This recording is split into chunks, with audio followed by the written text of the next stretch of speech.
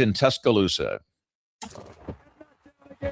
It's time for the Miller's Edge with four-time SEC champion and two-time national champion Christian Miller. Once again with Christian Miller taking him down. Here's college football playoff national champion Christian Miller on Tide 100.9 and 12:30 a.m. WTBC. And welcome into this Thursday edition of the Miller's Edge, Tide 100.9, 12:30 WTBC. Hope you guys are doing well, first and foremost. Staying cool. It's been hot as all get out recently. But I hope you guys are ready for a very entertaining day today on the show. At least Reed, Chase, I think it's going to be a very entertaining day. Yesterday, we listened to Coach Saban testifying. There's been a lot of talk about it. We talked about it, hell, a good bit. But I feel like after I got off the show, man, I mean, the comments were flying, all the opinions were flying. My whole X feed was just filled. And I think they were doing this on purpose. I think X was trying to get a reaction out of me because everything I saw was just negative. And it was just everybody going after Coach Saban. You know, my former coach, my guy, right? You know, I love Coach Saban. But here's the thing, guys. It wasn't even because of that. I promise it's not. Everybody thinks it's just all bias. I think what bothers me the most is when I just see so many uninformed or uneducated opinions, which I get it, everybody's entitled to their own. But when people just are spewing out things that are so wrong, you know, they're so far from the truth, and that really, if you would just take the time to listen what the man has to say, I get it. This time around, I guess the intro was 11 minutes long. People, I guess the attention span, they don't want to listen to an 11-minute video.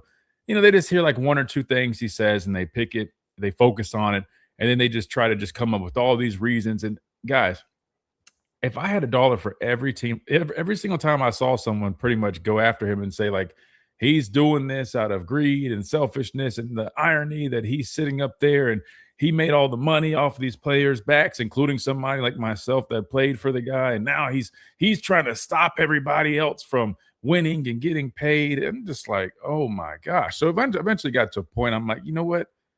I got to respond a little bit. And of course, I should have known as soon as I respond, there's going to be more responses. Then you know what? I actually had a little time yesterday, right? People were kind of laughing like, man, C. Miller's kind of going off on Twitter. It wasn't even that. I was really having fun with it, right? I promise. It really is just kind of fun to mess with hecklers every once in a while because normally I don't really get into it. But, you know, when it comes to stuff like this, I'm always down for a good debate. And who knows, maybe we'll get some more eyes on our show and we'll have some people call in that do have a different opinion. I really, and I mean this, wouldn't mind having someone call in or discuss their point of view with this whole situation that's going down in Capitol Hill, Coach Saban and others testifying on behalf of the I already forgot the name. I told myself I was going to get better with the names since we're talking about it at length.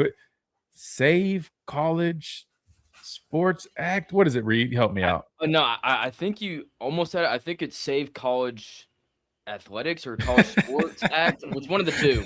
Because now you got me thinking. Yeah, I trust me, I already forgot. Anyway, that was the whole topic of conversation yesterday. And it's crazy, man. I mean, like literally, I put out a tweet, offer my thoughts on it. I mean, it just blows. And if you tweet about this right now, it just blows up. So I guess, I mean, the bright side is it gets more eyes on our show and what we're doing. Hey, we're not trying to clickbait or just get people over. Listen, it's a good conversation. So I say all that to say, if there are by chance any new listeners, anybody, because, you know, we stream on X where I was having these conversations where I was posting these, you still call them tweets, even though it's X, or you just call it posts? Where I was uploading these posts, whatever the terminology is nowadays. I don't know. I'm about to turn 30. I'm getting old. If there is anybody out there that has that type of stance or perspective, I really would love to hear it. I really want to hear it, not from people that hide behind profiles with fake images that aren't themselves or fake names or anything like that. I want to actually hear from somebody that genuinely disapproves, or someone that really feels like Coach Saban is just in the wrong here or has bad intentions with what he's doing. I'm genuinely curious what people really believe. I'll give you the floor. So anyway, if there is anybody that might be tuning in, or just you come across our X page because you saw the tweets that we were tweeting yesterday, we're live. 205-342-9904. That is the phone number. Again, this is not to rage bait or try to set somebody up. I really want to have a conversation. The good news is we got 3 guaranteed conversations. Brandon Clear at 11:30. We got Mr. Adam Lamparello at the top of the hour. We'll talk a little bit more with an expert, a legal expert, about the whole Aiden Holloway situation. And Adam emailed me this morning. He literally came up with a draft, a proposal for college sports or college athletics, man. Adam is an animal, man. This guy, he's serious about this whole thing. So we're going to hear him out, right? This is going to be, I guess, his opportunity to prove that he should, in fact, be some part of the solution to college athletics. I'm kidding when I say that, but we will hear Mr. Adam Lamparello out on that, and always have a good conversation with him. Excited about that. And, of course, Mr. Clint Lamb of Cover Crimson, who joined us on Tuesdays. We had to punt to today, so he'll join us at 12:30. So we've got a loaded day. So regardless, we're going to be talking and having a whole bunch of conversations here on the show, but we'd love to get some others. And of course, our listeners that also probably agree with what I'm saying. You guys are also invited and included on the conversation. 205-342-9904. My biggest thing is we don't really have too many people that call in that want to debate or kind of go against kind of what we have been saying or been talking about. So I wouldn't mind that, as long as it's healthy, as long as it's respectful, and I don't be like the idiots that call in and just try to troll. And no. I want to have an actual conversation with people that truly believe that Coach Saban sitting up there testifying, trying to find ways to really, I guess, solutions, I should say, for college athletics, how that is bad and what makes him just this awful person for doing so. I'm just curious. So if you guys know anybody like that, I don't know, point them this way. I know we had that one guy. What's his name? His name was literally Bama Hater from Birmingham. But that conversation went bad. It went better than I expected. Anyway, we'll definitely talk at length about all of that. But just to kind of set the table for you guys that haven't seen or don't know exactly what I'm referring to about yesterday. So again, Coach Saban testified in front of Congress, right, about the whole bill. I'm still drawing a blank on the name of it. You guys already know what I'm talking about, though. So long story. Oh, here it is. Protect College Sports Act. We were close, Reed. We were very close. The Protect College Sports Act. I need to get that ingrained in my head.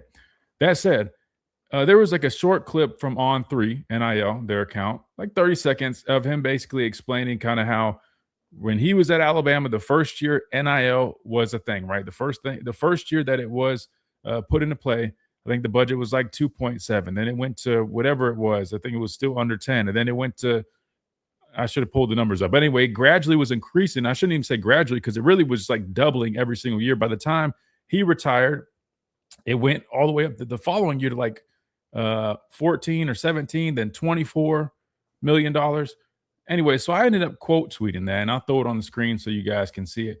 And basically, I just wanted to throw my 2 cents. And as somebody that, number one, played at Alabama, played for Coach Saban, but also I will be the first one to say I didn't play during the NIL era, but I can see the differences and kind of how college sports and college football has been affected by it.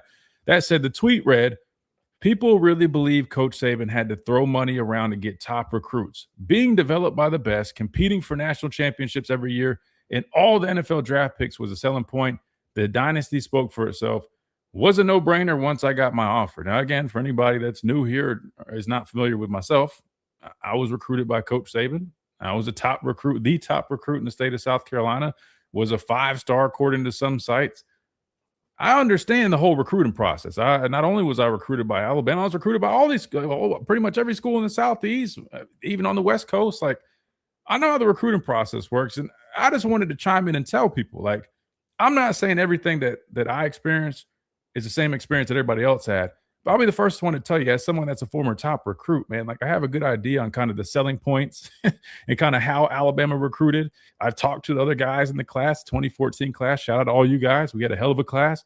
And I'll be the first one to tell you, I mean, I thought it was important to just throw in, like, listen, this is what the selling point was when they were recruiting me and all the guys that I was, recruited with. Because right now there's a narrative being pushed that the reason Coach Saban landed all these top recruits was because of all the money that was being thrown around. Now, we got to hit a timeout, and I'm going to further elaborate on all this when we come back. But I want to be clear. When I put that tweet out and I said people believe he had to throw money around, let's get things straight, right? I just was talking with you guys before we came on live on air. I'm not dumb and I'm not naive. I never received money, but I'll be the first one to tell you, I'm not stupid. I know people were probably having some under the table, payments or things here and there. Like that happened everywhere. My dad, who played in the 80s, literally came on this show and talked about shaking hands and get a few bills to go get some rims or whatever he was talking about, or had his name painted on the side of the car, which you're talking about trying to get caught. I mean, hey, who's this guy pulling up to the facility with his name spray painted on the car, custom rims, like from Pageland, South Carolina, man. Yeah. Oh, where'd that come from? The point is, that was what, 40 plus years, like 40 years ago, right? Matter of fact, yeah, like 39 years ago, right? 87 was when he got to college. I want to say, if my math is correct, that's like 39 years ago or so. Wait, might be even more. Who knows? Way more. It's more than that. I don't know. Screw the math. The point is, it's been happening. So if it's been happening, it happens everywhere. And that doesn't mean it's coming from a coach or this person. And I'll dive in all this when we come back. But the whole point is, guys, money was never the factor that got Coach Saban top recruits. And if you believe that for a second, you're either A, just taking a lazy route, or B, you're just misinformed. Because I'm telling you right now, other schools were passing stuff out. I mean, everybody was doing it. The difference maker clearly was, and I'm telling you from a former prospect's perspective, when you sat in his office and he hit the button to close the door, and you see cases of rings sitting on his desk, when you walk through the hallways and you see all the countless number of first-round draft picks on the wall, when you see the graphics on the slideshows that literally says millions and millions and up to $1 billion in contracts signed, right? The number of total draft picks. I mean, like, Alabama was the mecca of college football. Now, granted, I get it. People are going to say, what about the first couple years? Well, if I'm not mistaken, some of those top recruits from his first class or so were like from the state of Alabama. It's not like he just hit the ground here and was recruiting nationwide like he was once they started having success. The whole point is, guys, the success was recruiting itself. I don't know why that's so hard for people to understand. I mean, it would go for any sport, any profession.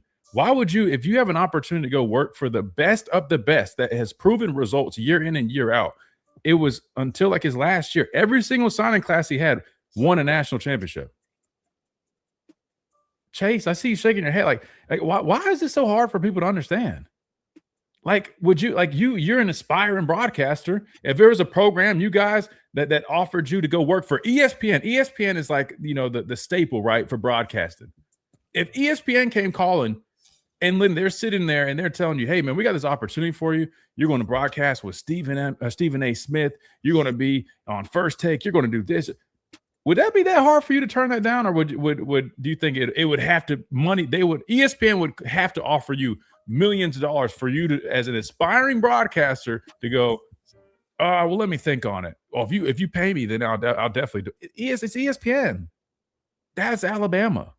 I don't know, Christian. I think just for that, that's why I threw my hands up, because I'm like, to put yourself in that position to work for ESPN or if it's Fox Sports, whatever, that's such a huge jump in someone's career, and it's so limited how many careers that are out there. So for someone to get that and to be like, well, let me look at my bank account, it's not really ringing what I want it to be. How much millions can you give me? I think it's just arrogance, straight up. I think it's disrespectful. But yeah, I don't understand it either, Christian. That's why I feel like Nick Saban is better at home with Miss Terry and not be dealing with all of this, because he does something right for college football, which he doesn't have to do. He's not paid for this. Like, he does this because he sees where it's going. He said this literally last year, what he was going to do. It's prophesying to where it is right now. And, if I'm Nick Saban, I'm like, fine. Deuces. I'm going back to my house in Florida. I'm drinking my sweet tea. And I'm eating my oatmeal pies. That's it. He ain't a quitter, man. He's not going to back down because of some internet trolls. But you're right. I mean, it makes you just wonder, why does he waste his time, man? I mean, it's like he can't do any good. Hey, we got to hit a timeout. When we come back, we're going to keep this conversation going because I got to elaborate even further, right? And I want to give you a very honest and transparent opinion on this whole thing from my experiences, right, as a former player here for Coach Saban. We'll talk about us again. We got Brandon Clear. We'll get his thoughts. We got Adam at 12. We got Clint Lamb at 12:30. We got a fun one today, so make sure you guys are loaded and ready for that right here on the Miller's Edge. Tide 100.9, 12:30, WTBC.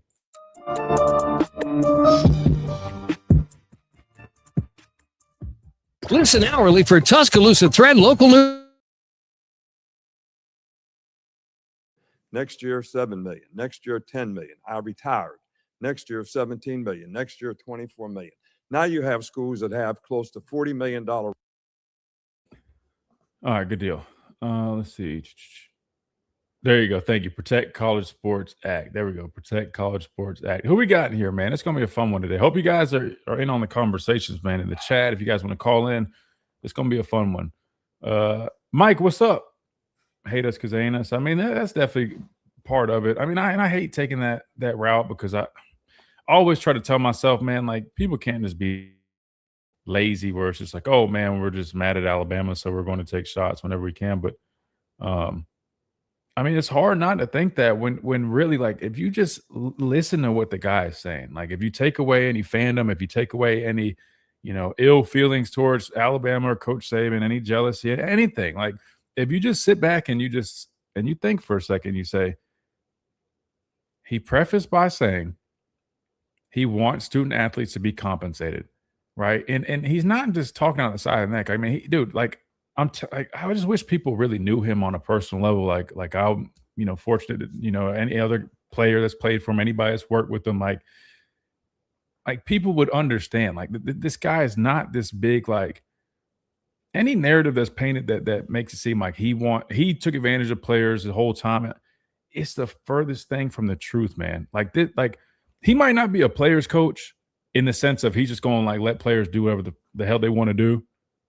But I'm telling you right now, when it comes to like putting us in positions to be successful and making sure we have all the resources necessary, I mean, like there's so much shit that this dude that has done for people that's not broadcasted that people don't even see or know. And I wish they did because they would have a much better understanding of really who he is. This guy is not this guy that's just selfishly sitting up there trying to hold people down. It's the furthest thing from the truth. I mean, it's just crazy to me that people can't separate that when he's saying like caps and stuff, it's just trying to find guidelines. He's never said a certain cap. He's just saying a cap that way everybody is on the same playing field.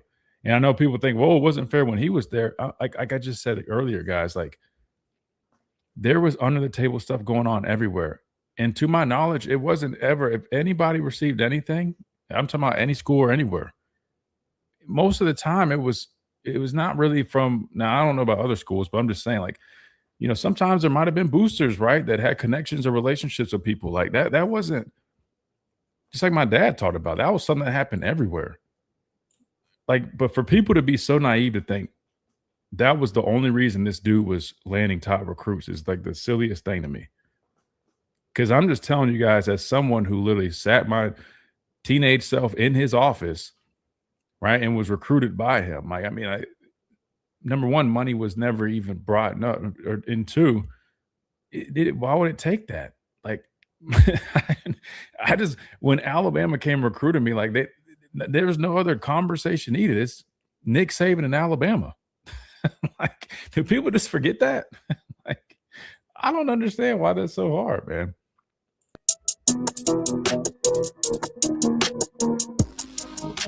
And welcome back into this Thursday edition of the Miller's Edge, Tide 100.9, 1230 WTBC. All right, so let's elaborate a little bit, right? So I talked about the tweet that I made yesterday responding to Coach Saban's video or the little clip of Coach Saban, right?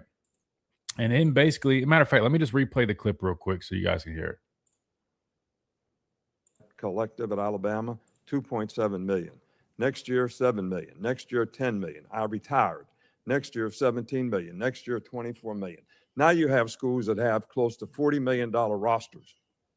So if we continue to do that, we're going to lose Olympic sports. We're going to lose non-revenue sports. We're going to lose scholarships. And basically what's going to happen is you're going to have football and basketball succeed, and we'll have club sports for everything else. So that was a short snippet that I was responding to. And again, if you just listen to what he's saying, it makes perfect sense. All he was detailing was just how rapidly these budgets were increasing, right? The first year that NIL is permitted, 2.7. Next year, whatever it was, next thing you know, by the time he retired or the following year, it was like 17. And then just his past year's already at $24 million. That's what, Reed, within what, 5 years? Because like 2021, I believe it was when it first was made available. I think NIL, if I'm not mistaken, 2021, maybe 2022-ish. I think it was 2021. Regardless, within like 5 years or so, not even, You go from $2.7 million. That's University of Alabama now. University of Alabama, $2.7 million in NIL. Fast forward, already at 24. So, I mean, he's literally just saying, like, it's kind of getting blown out of proportion. It's risking other sport. I mean, like, nothing he said is bad. It comes off as selfish or he's trying to hold people down or whatever, but I guess people interpret it as that. So back to the tweet. Let me just clarify something real quick, because I think people think I'm just some idiot here that doesn't understand how stuff works, right? I had a dad that played football at the University of South Carolina, played 9 years in the NFL. I grew up around football. I've been around facilities my whole – listen, the whole under-the-table stuff that people want to keep bringing up happened everywhere. So for people to believe that, oh, just because Coach Saban recruited well, that was the reason he was doing it. No, that's not the reason, right? Like, but I also want to be clear. I'm not an idiot. Like, just because I didn't get anything, again, it's not because I wasn't deserving. I had some people trying to tell me, oh, that's just because you weren't. Guys, I was a top player in my state and like a 5-star recruit, man. Like, trust me, I could have gotten some, but that was never on my mind. I never asked for it, never looked for it, because I was grateful for the opportunity to go on scholarship and play at Alabama. And I knew at the end of the day, I had goals in front of me. That didn't even like cross my mind. But I'm not an idiot. I understand that it probably did happen at times with whether it was teammates, this school, other schools. Like that's a known thing. The whole point when I said he didn't have to go around doing that, I'm not saying those deals never happened. And I clarified on this tweet because I had some guy that appeared to be like an agent. He said he threw money around, champ. And so this was my response. Never said the under the table pay never happened. I'm sure things happen just like they happen everywhere else. But acting like Alabama's success was solely because of money ignores the development, the championships. And sorry, I just clicked something else. Hold on. The development, the championships, the NFL pipeline, and culture that made elite players want to be there in the first place. I personally never received anything, but I'm also not naive. The point is that the narrative that he only recruited so well due to allegedly paying players is lazy and flat out wrong. Ironically, other schools are the ones that were really throwing around money to be able to compete, since everybody wanted to go to Alabama, but y'all don't want to talk about that. The best players wanted to be developed by the best, compete for national championships, and have the best chance to make it to the next level. It's that simple, right? So that was my response to somebody that had chimed in and was basically saying, hey, I hate to break it to you, but he was throwing money around.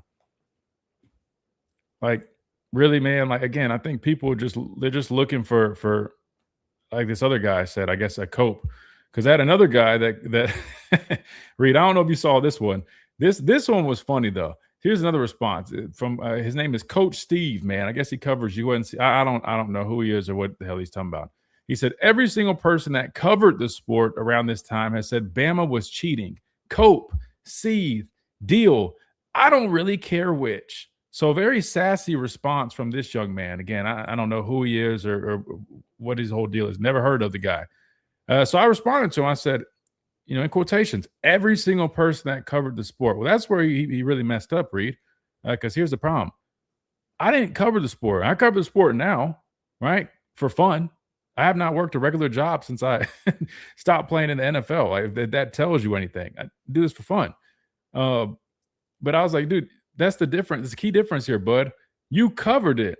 I lived it. You're trying to tell me, a former player, somebody that actually experienced this, that went on recruits, that was a top recruit, that played at Alabama. You're trying to tell me what was going on, and no one even knows who you are or what you do, man.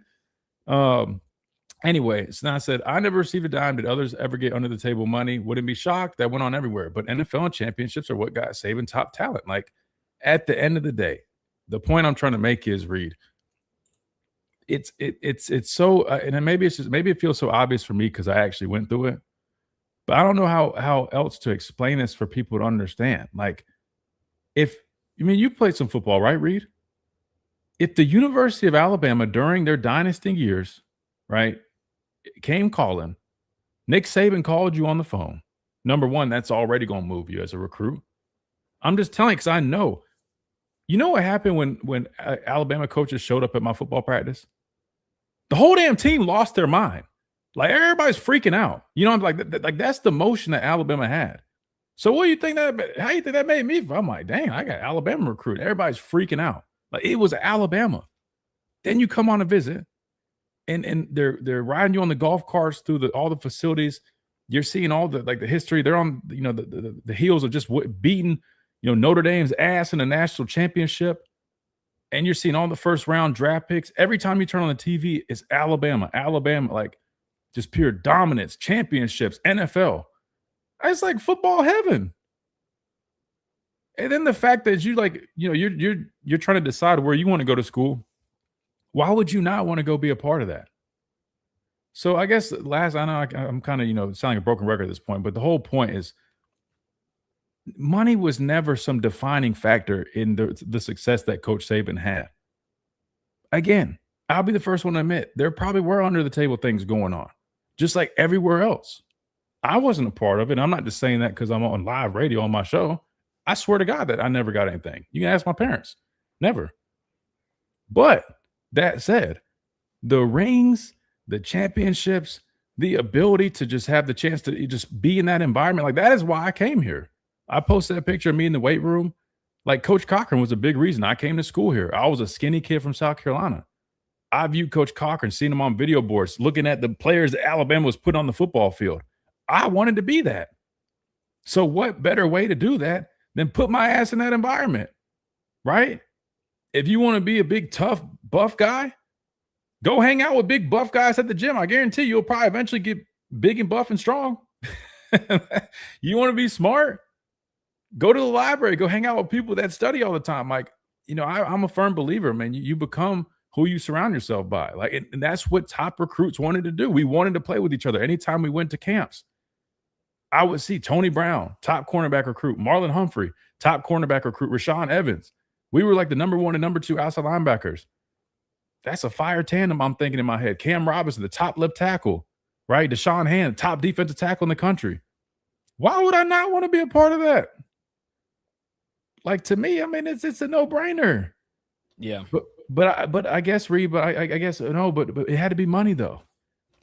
Well, and Christian, I think a bit about it kind of like the point that you brought up to Chase about, right? So, like, let's just say right when I started my, journalism career, in a sense, if I was given an opportunity to go to the best of the best in the company, to do work alongside people that are competing for awards and putting out their best work to hopefully send them to even better levels, right?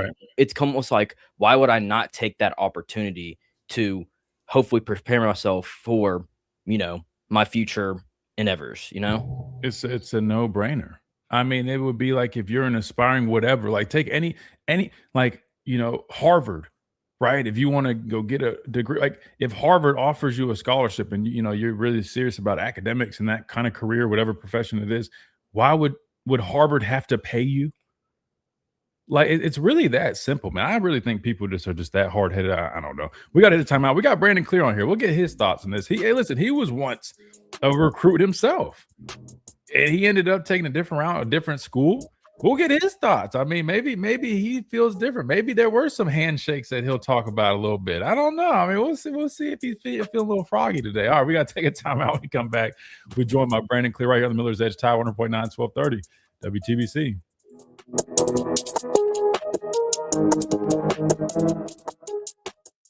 Do you have cracks or potholes that are dragging down your? All right, let's see. See if Brandon wants to tell us anything, man. They say Clemson had a church around the corner that was blessing you guys or something like that. What was that about, Brandon? I didn't hear about that one, man. You didn't attend that service? Nope. I'm just messing with you. No, but my dad mentioned that. He's a Carolina guy, so maybe I don't know. Maybe there's some, some rumors that they started, but they said Dabo was funneling the money through the church, and then the church was I guess reverse tithing. They were tithing you brothers, that were on the football team a little bit after game days. Nah, man. The only thing Coach Sweeney would do for us, bro, is because again, he was all about trying to get as much as he could for us. So the stipends and the money that you would typically get after the game, he would hook it up.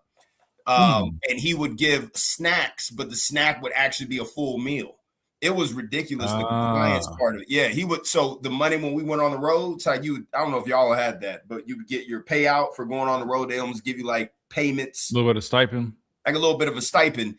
he would always work to get us as much as possible. And then the way they could work around that is by listing stuff as snacks. So it'd be like pizza, barbecue, all those things. And that was the only way he could work around it. So we always got as much money as possible, bro. Fair enough. And listen, I think that's a very normal thing that like a lot of schools do. But yeah, this whole thing, man, has just been frying me, bro. Because I got to remember, like, not everybody, not hardly anybody, had the experience that I had, right? To be recruited by coach, then come play here. I get that, but I think it's just so backwards. And so when I'm reading it, I'm like, bro, like, this is so like it's not even what people are making it out to be. Then they post the pictures of like challengers and stuff like guys had, bro. This is the other thing that people fail to realize. They think just because guys have money in college, that means the head coach was paying them money. Yeah. They fail to realize there's boosters, right, that are doing stuff behind the coaches. The coaches don't really necessarily know, or maybe there might be some type of little idea. But you get my point. There's that people don't want to bring up. That does not mean Coach Saban's paying players. There's also something called agents. People forget that. I don't think they forget. They just don't know, right? Because they weren't athletes at this level. Yep. But that's the other thing. They don't realize that agents, right, before NIL used to hover around and they used to front guys' money. Absolutely. If a guy was expected to be a first-round draft pick, an agent was trying to get in the door saying, hey, this guy's going to be a top pick. Yep. I might front this guy $50K. Absolutely. I know he's about to sign an $8 million contract and I'm going to get my 1%. Like, excuse me, you get the point. Like, I'm like, I don't think people understand all these things. They just go, oh, well, Coach Saban to be paying this guy. No. There's so many. Like, yeah. Bro, that's why I'm like, bro, people have no clue, man. I'm like, it's not even worth my time trying to even explain all this to people, man. Hold on, let me bring us back. And welcome back into this Thursday edition of the Miller's Edge, Tide 100.9, 1230 WTBC. We're joined by Brandon Clear, former Clemson wide receiver. So we're going to get Brandon's perspective on all this stuff. Again, Brandon is, from Birmingham area. He's a big Alabama fan, but he played at Clemson, and maybe his experience was a little bit different. But Brandon, we're talking about the whole Coach Saban deal, right? And we've been talking about this for months. I feel like, matter of fact, Reed put in the private chat, the Protect College Sports Act, right? It's got some legs to it now. Coach Saban and others were back in front of Congress. They were speaking about it, and of course, I don't see hardly any people reacting to Notre Dame's AD. I mean, there's a couple. The young man from Utah who was very impressive, very well spoken, and he offered some very good, insight on his experiences. Really impressive stuff. But Coach Saban, man, I mean, he's the devil in all this right now because he's just trying to do what's best for college sports. Tell me your reaction to what you've seen so far. Then I'm going to ask you a little bit more about all this other stuff that we've been talking about. But so far, what do you make of the backlash that Coach Saban is receiving for testifying like he did yesterday? I mean, this is just kind of the test of times. You have people that there's jealousy, right? Envy of how the success happened. Why is he coming out when he benefited from the underhand stuff? Like all of the allegations. And at the end of the day, the biggest piece of this, and this is where you start having the conflict between athletes and people that are fans or people that don't necessarily have all the knowledge of how these things progressed and work. They throw their opinion in there because that's what people do. But it's not an informed opinion, and you want to kill the messenger. Coach Saban doesn't have to do any of this. This man's living comfortably. He's got multiple car dealerships. Obviously, he's done a great job, most likely doing investments from his paychecks that he's received at Alabama, but he cares about student athletes. He cares about the sport. Yep. He could easily just turn his hide and just say, like, I don't care. Whatever happens, happens. I left it. But he feels a sense of responsibility to give back to the game that gave so much to him.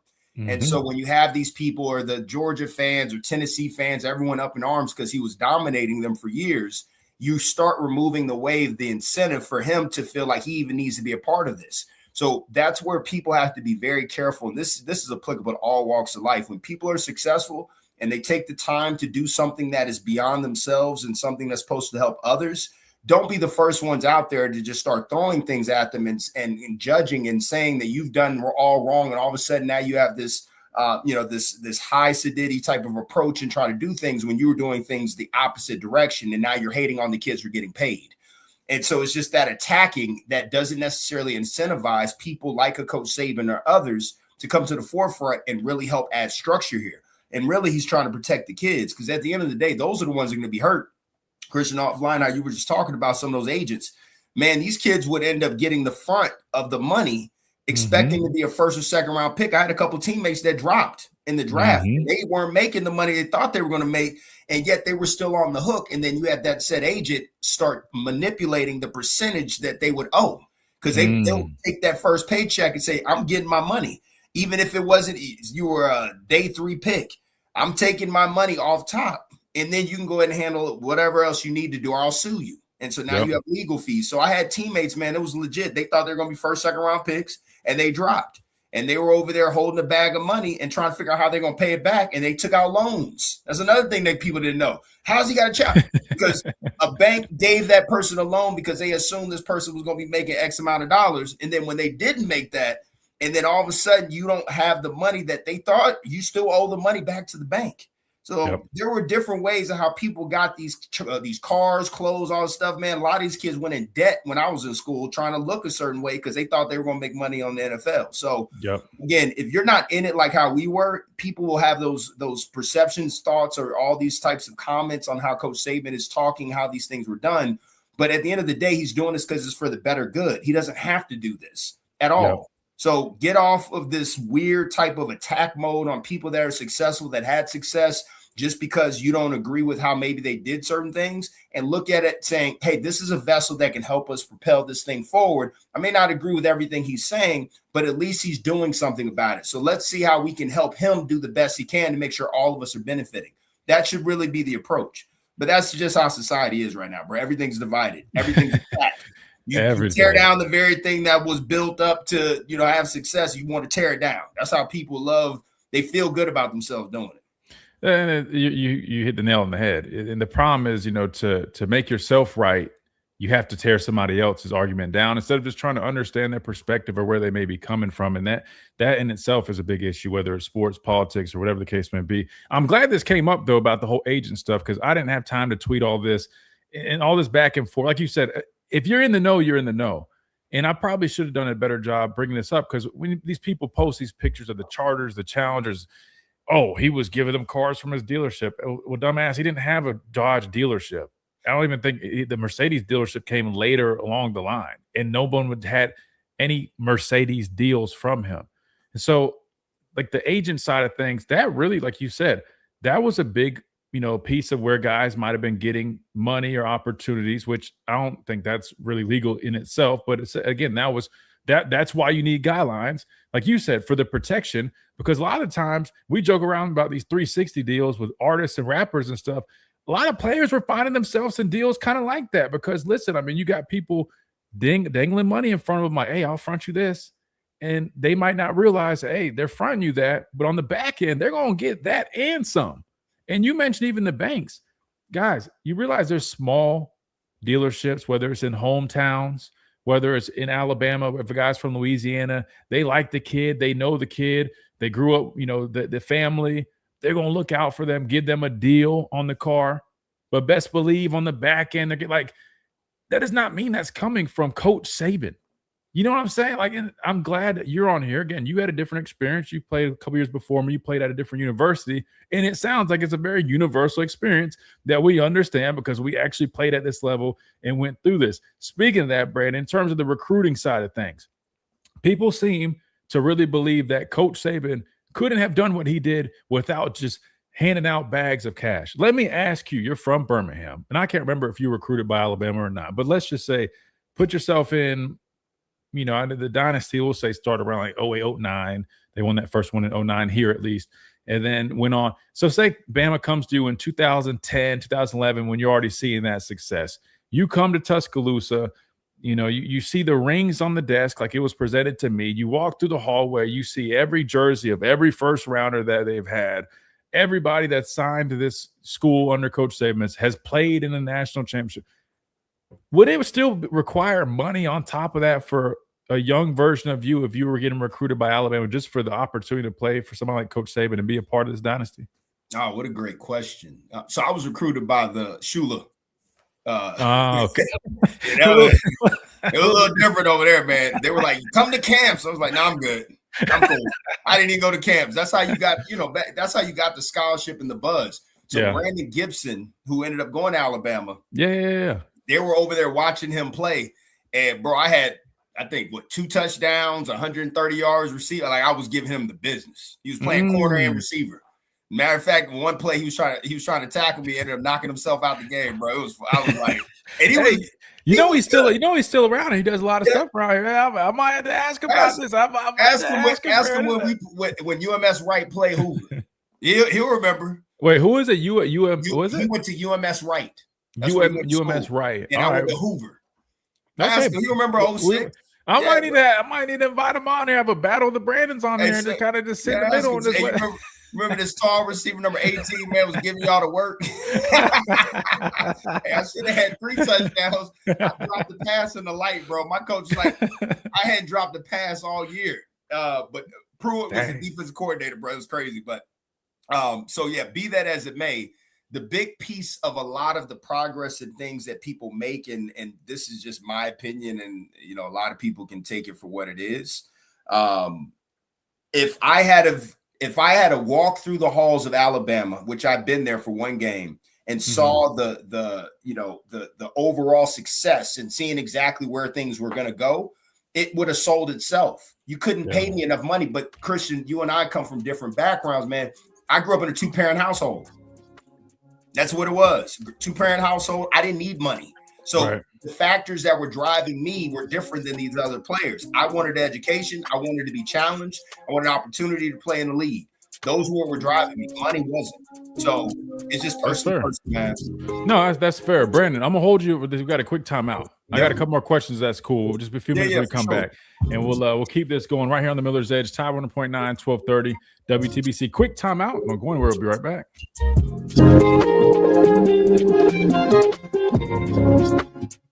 Weather brought to you by Tidwell Chiropractic.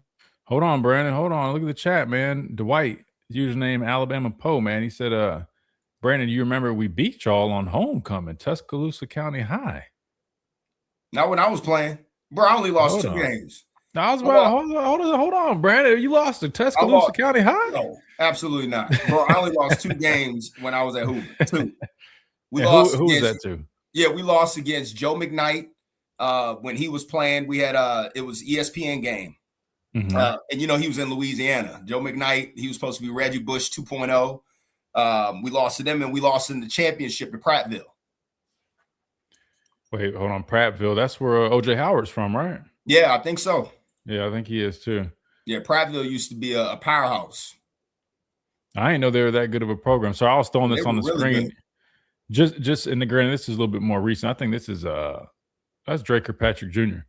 Yeah, but I'm just trying to just for reference, like to put in people's minds, right? Like if you're a recruit, just imagine like coming on a visit and just like this is what you're being exposed to. And granted, this is also coming. I know this is right now, and people might have different opinions on Alabama currently. But imagine this is at the height of the dynasty back in 10, 11, 12.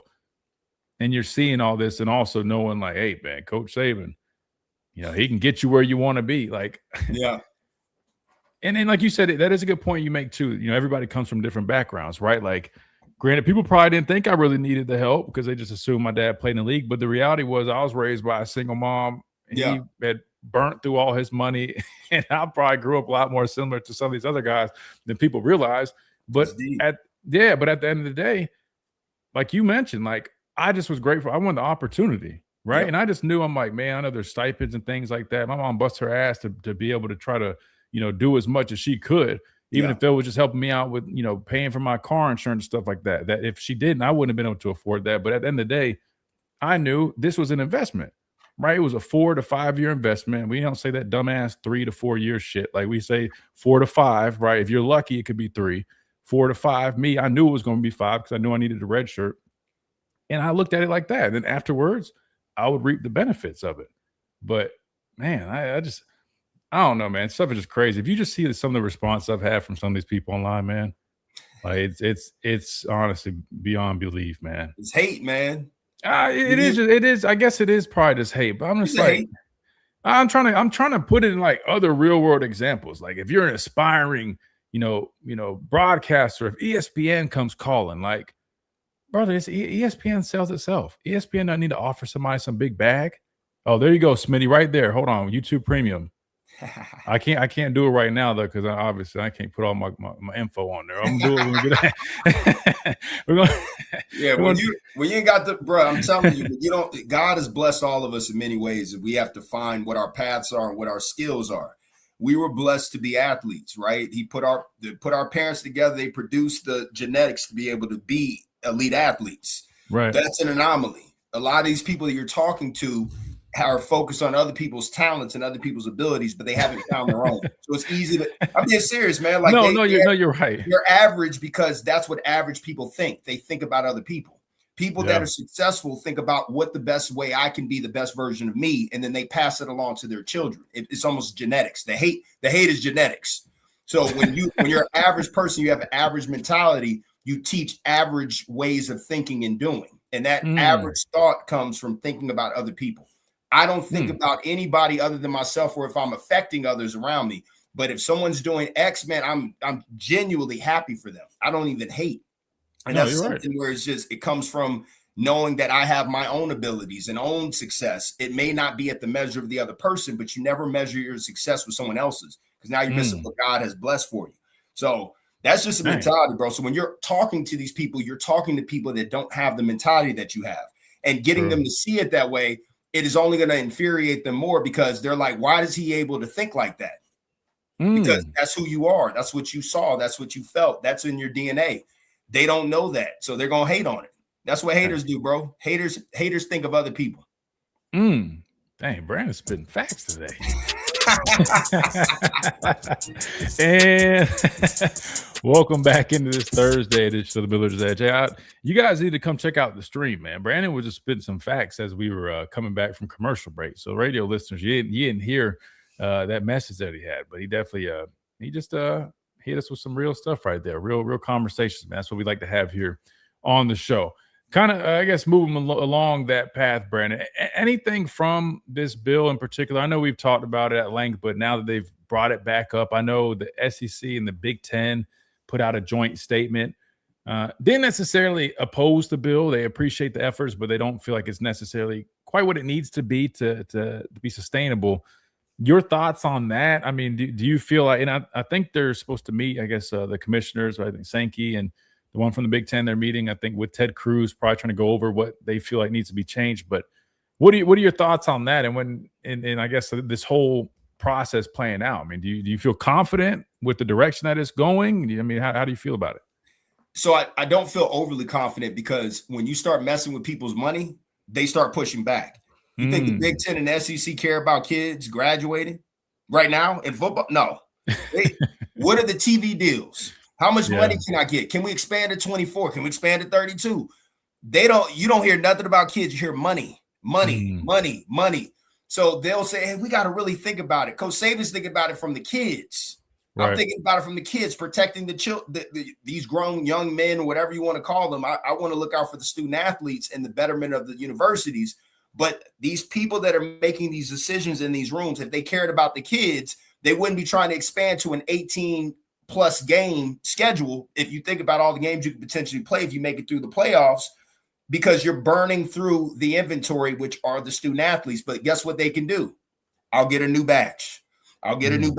Did they graduate? New batch. So that's why they're not jumping and running to get through this. And what they do want are aspects of it. They want to be able to have it to where they can lock in the student athlete. So that's where Christian was next for student athletes. They're going to start suing these universities. If I came to you and you promised me to give me X and I still haven't received my money, that's a problem, because the collectives are the ones that are supposed to be making these payouts. But that's where this one stipulation with the clearinghouse, they're holding up some of the funds getting transferred because they're saying this is not legitimate. So what happens when they say this is not legitimate? You cannot make this payment because money can't just show up in your bank. It doesn't work that way. This is where people are over there talking, oh man, Alabama's paying people. Banks track money. When you get $100,000, you have to say, where did this money come from? How do you think they catch people doing tax evasion? You owe money. the bank sees money show up in your, unless they hand you a pile of cash, which they're not, the money's going into your bank. You now have money of $100,000. They look at what your income is. Typically, they look at what you do. How did Christian get $100,000? And you got to tell them. So that's where a lot of these people are like, oh man, they were paying kids back in the day. Some, they were getting small portions, man. They may have gotten some, but they were most likely getting loans, because you cannot just get $1 million put in your bank account and think everybody just like, oh, well, he got $1 million. No, ask questions, bro. Use your common sense. No one has money coming into their account that the IRS and everyone else don't know about. Uncle Sam getting his money. So that's what I'm saying in that bill. The big piece of it, the schools or the conferences don't care about the kids, because they SEC wouldn't have moved it to 9 games. That was ridiculous, because they were under the false hope of this premise of expansion, which is only going to give more TV rights and deals, so more money coming into the conferences. And yet the players are going to have to burn out more capital, more time and energy playing a game where they're trying to get to the NFL. So the wear and tear is going to happen at a higher clip. So that's just my opinion. I think that Saban's thinking about the kids, conferences are thinking about themselves. The kids are stuck in the middle. Dang. Well, I guess we'll have to see kind of where it all lands. I mean, it sounds like you mentioned, the expansion. Well, the expansion is, I guess, inevitable now that they've went to 9, or they've gone to 9 SEC games. At least that's the goal.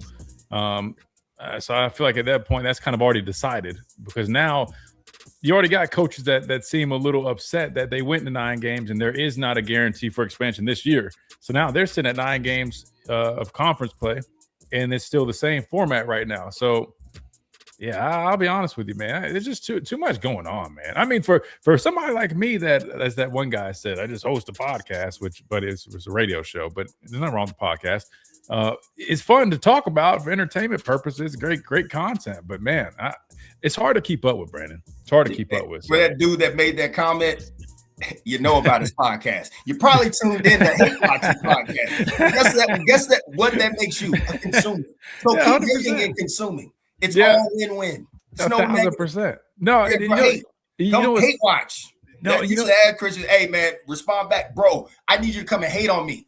Type in. The more views, it helps. No, and the funny thing was, Brandon, I was like, I think he's missing the point. Somehow I was like, well, Christian got his back when he plays. Like, oh, well, he only played, with the Panthers, and then I was like, dude, I think the irony you're missing is like the fact that since I was 25 years old, and the only job I've had was to just do some radio broadcasting stuff 2 hours a day. I think that tells you everything you need to know. I'm doing just fine. That podcast. That Richard Sherman soundbite. I'm better at life than you. I'm better at life than you. You're proving my point. He only played for the Panthers. I'm better than life now. You're 37, living in your parents' basement. I'm better at life than you. I've done better. I was like, dude, I haven't worked since I was like 25. I was like a potty. I'm like, brother, I'm not complaining at all. Thank you. You're showing I'm a blessing, man. Thank you. Oh, 100%. That's why I was like, dude, thank God for you. No, and I was gonna be petty, and I was like, dude, like, cause I like, dude, I invest. I'm like, dude, if I showed him literally just I've invested stuff, it's not even worth it. I was like, yeah, you just keep believing that, man. Keep believing that. No, Brandon, I appreciate it, Christian. Sometimes you gotta remind them. I came close, but I was like, nah, the Lord blessed me with a humble spirit. I'm like, let's just leave it at that. I don't need to do that. Brandon, I appreciate you. Hey, this is a fun one, man. I look forward to next week, brother. Man. Yes, sir. Don't let the devil win, Christian. But no, absolutely not. Hey, listen. You gotta show that bank account, bro.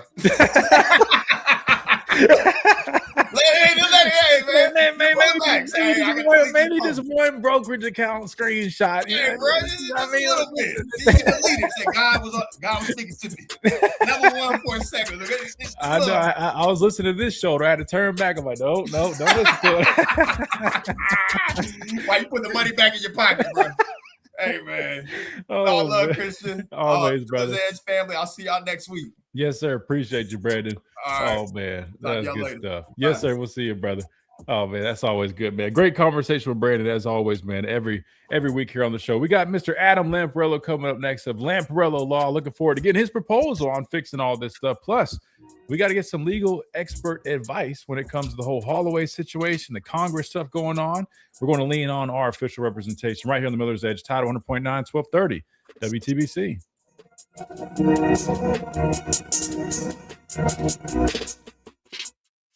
WTBC Tuscaloosa and Mr. Lamparello, what's going on, Adam?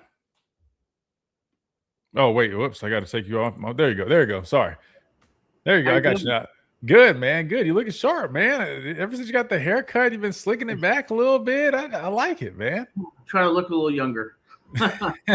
Hey, it looks good, man. Looks good. I appreciate it.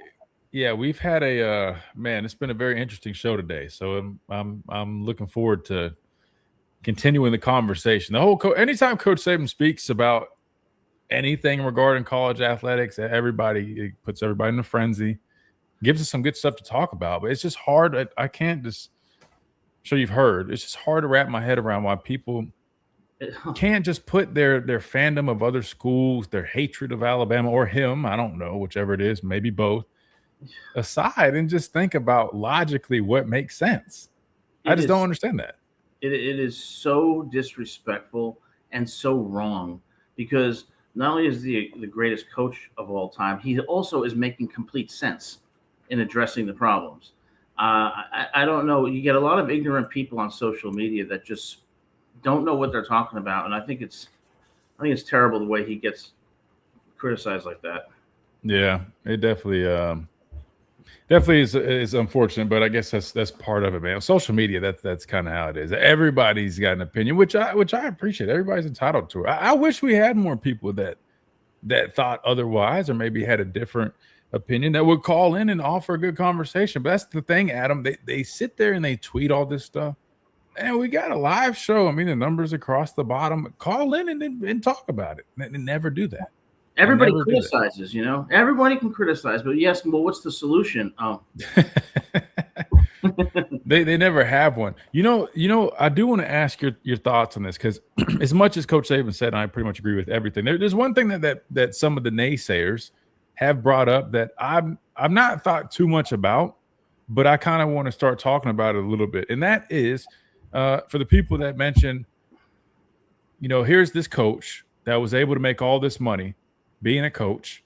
We see that these coaches are not only are the roster numbers or the amount of money for these rosters is rising rapidly, but even the coaching salaries, those are rising. But there's not a conversation about limiting the amount of money that coaches can make.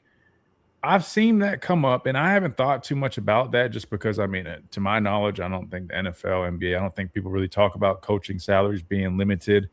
Those leagues, clearly the players are making a lot more money for the most part. Well, I guess it depends. The base level guys in the NFL, probably not. Not probably not. They aren't. But the big money guys are making way more than the coaches. But no one really talks about it. But with this conversation, I'm like, that at least is a fair question to ask if you are being a naysayer, because he is sitting up there. And really, if you listen to him, he's not trying to cap money for purposes other than create equality, right? Just create a cap. It's not like he's saying, hey, I don't like that these guys are making $4 or $5 million. They only should get $1 million. That's enough. You're not saying that. No. But I do want to ask you about that and maybe talk a little bit about that because I've never really talked about it, never really thought about it. I think it's a good conversation. I'm going to bring us back real quick. And welcome back into this Thursday edition of the Miller's Edge, Tide 100.9, 1230 WTBC. I told you guys it's going to be a very eventful day here on the show. We got plenty of guests lined up. We got plenty of stuff to talk about it, and it's very interesting, at least to me. I find it very entertaining. Hopefully you guys are enjoying it too. Big thanks to Brandon Clear, who just joined us now. We got our next guest. We got Mr. Adam Lamparello of Lamparello Law. Check them out at lamparello-law.com for all your needs, of course. Any defense matters, they've got you covered. But even more than just that, whether it's NIL or academic misconduct, they specialize in. But they also offer a number of services, whether it's academic and career planning, subject matter mastery, exam, test taking preparation. All you high school, college, graduate students out there that might need a little assistance, check them out. They've got all that for you and more. You can schedule a consultation at lamparello-law.com. Get the phone number, the email. All of those are sitting there for you. And you can even find out more about what they do, why they do it, and how they will do it. But don't forget this, guys. They are affordable. They'll do it for a rate that they will beat out other competitors. And, of course, something that you guys can afford. So make sure you guys take advantage of it. Adam's right here. He can answer any questions for you, but definitely go give them a visit at lamparello-law.com. And Adam's new YouTube channel, Lamparello Law, where he's going to be offering, I think, free legal advice.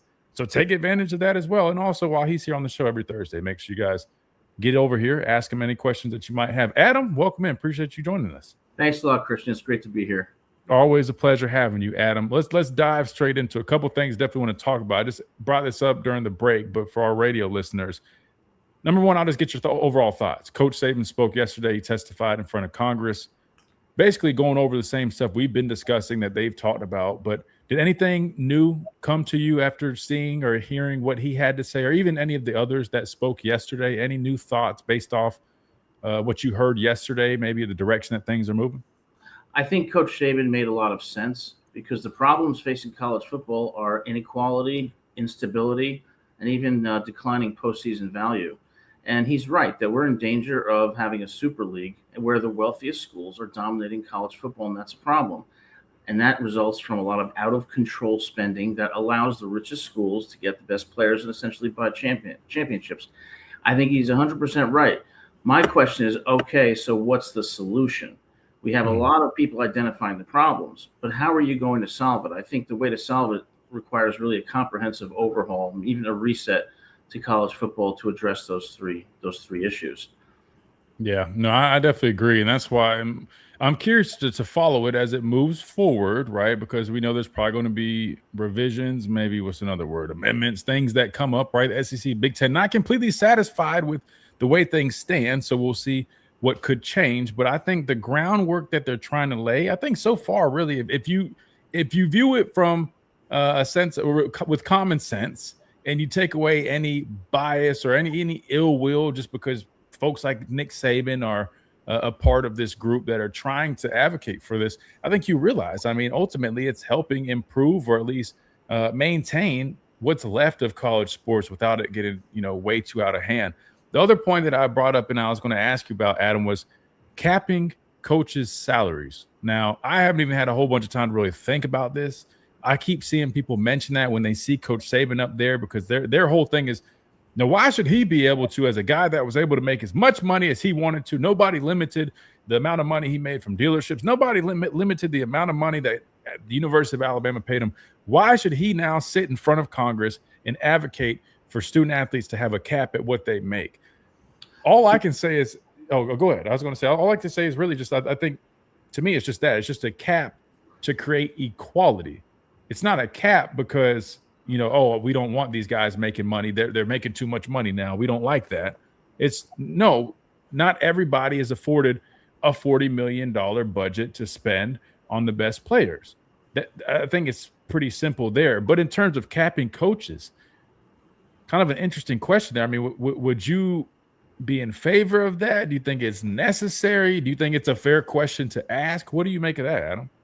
No, I would never cap the salaries that coaches can make because the salaries that coaches make do not implicate the same problems that giving these outlandish NIL money to players does. And that's the problem. Okay, when you're giving players $10, $11 million, when you're giving Arch Manning $4 million or Carson Beck $6 million to go to Miami, the richest schools are getting the best players. And that is what creates the inequality. Giving coaches a salary of whatever a school decides does not create those problems. And so my answer to that would be no. And as far as, the criticism of Coach Saban, he is the greatest college football coach of all time. He has helped the lives of thousands and thousands of young people, not just in football, but in life. And he is also a very good person who does value integrity. Okay. Mm-hmm. People didn't go to Alabama because they were getting Ferraris. They went to Alabama because Nick Saban created a culture of champions. And that's why you wanted to go to Alabama. And he was tough and he was demanding, but look at how it benefited his players in professional football and in life. Now, sure, maybe there were some things going on, but they were the same that every other program was doing. So the criticism to him is either from jealousy or it's from ignorance, but it certainly is not warranted. No, I agree 1,000% with you on that. I mean, like, if people want to argue things were going on, like I lived it. I didn't receive anything, but I'm not going to be naive. Like, yeah, I'm sure stuff did, just like you said, everywhere else. That, I mean, it was him doing these things, just like me and Brandon talked about. something that, and I don't know why nobody's even brought this up. I wish I would have done it earlier. Maybe I'll get the conversation started. Maybe other former athletes will chime in on it. But agents were responsible for a lot of the stuff going on too. And we talked about why that would be, right? It was competitive for them. They wanted to have the best chance at signing these athletes. Why? Because they knew the back end, they would be making a lot more money when these guys signed these big contracts. And that was something that went on. And that was a way that guys did get some money in their pockets as well, which also was not legal. But that wasn't on the coaches. That was on external stuff. And a matter of fact, Coach Saban was always trying to keep those people away, right? But no one wants to talk about that. Or the fact that other schools really were having to start trying to find ways to get guys not to go to Alabama, because Alabama was the hot commodity. Everybody that had an Alabama offer, everybody wanted to go to Alabama. So how do you help, I guess, persuade guys maybe not to do that? You can put 2 and 2 together. Absolutely. And I think, when people criticize Coach Saban, they should remember, try to put yourself in Coach Saban's shoes for 17 years at Alabama and the way that he had to work to get where he got. Waking up at maybe 5:30 in the morning, working until 10, 11 at night, day after day after day, in the most competitive conference, competing for recruits with expectations of a national title every year. How many human beings could actually do that? Very few. In fact, I would say none. And that's why he's the greatest of all time. Now, he is trying to solve the problems in college football by advocating not that players shouldn't get paid, but that there should be some equality to it, so that we don't have rich teams dominating. And the criticism towards him is really so misplaced. People tend to forget what he did for Alabama and these players' lives. And I think they need a little more humility before they start hurling insults. And if they do, they better come up with a solution rather than sit there on social media and mouth off. Yeah. That probably would be a little bit more productive than just sitting there just tweeting all day about how he's a cheater and he just doesn't want people to have what he had. You can miss me with that. Adam, we're going to hit this time out. And when we come back, I know you talked to me about a proposal that you have that you believe would be, I guess, sustainable, and that you think you talk about solutions. Well, it sounds like you might have come up with one. I guess we're going to open up the floor for you to tell us what you believe would work. And maybe, I don't know, maybe it gets pushed to the right people and you end up on the committee somehow, one way or another. We'll get that when we come back after this quick timeout right here on the Miller's Edge, Title 100.9, 1230 WTBC. Plus, I should have started with this. Round of applause for our guy Adam here, because he pretty much nailed exactly what was going to happen with the Aiden Holloway case. I mean, like to a T. I want to say you even mentioned like the apology type letter or that type of deal. I'm pretty sure every single thing that we saw come out with the Aiden Holloway situation, you said it. The good news is we got receipts. We can always pull it back up. So I wanted to tell you, man, I know I texted you after the show the other day, but great job being spot on with that. And so I also will ask you about that when we come back as well, just kind of your thoughts on how it ended up turning out. Now, granted, I think it's still kind of being finalized and all that good stuff, but we'll get your expert legal advice as well when we come back right here on the Miller's Edge, Tide 100.9, 1230 WTBC. Thanks. Get your life back. Yeah. Did you not mention that? You mentioned like an apology letter too, right? Yeah, he did it exactly how he should have, and I give credit to his attorney, Jason Neff, for advising him properly. And maybe they might have listened to the show. They might have been driving around, getting on a lunch break, and just tuned in and heard that Adam was on here talking about, hey, this is what I would do, or I recommend. Because when I think Smitty tagged us in the article, and I was like reading it, he was like, Adam was like spot on. I'm like reading, I'm like, man, like, agreed to plead guilty or whatever it was. I forgot the terminology, but he wrote a letter, the community service, paying the fine. I'm like, damn, Adam, literally, it's like I'm checking the box of everything Adam said. Spot on. I appreciate that. I'm glad he got a good result, and I think it's the gives him a path to move forward, rejoin the team. But there's going to be one big challenge about this agreement that I will mention. Oh, really? Oh, well. Yes. I'll definitely I have to hear that. Sorry, our notifications are blowing up right now. Ever since I've responded to some of these, I can't even refresh our X account right now. It's just like all over the place. Wow. What does it say? One of his prize recruits backed into my daughter's best friend's parents' car the first day of school. First response from him and his buddies, don't worry, Coach Saban will take care of it.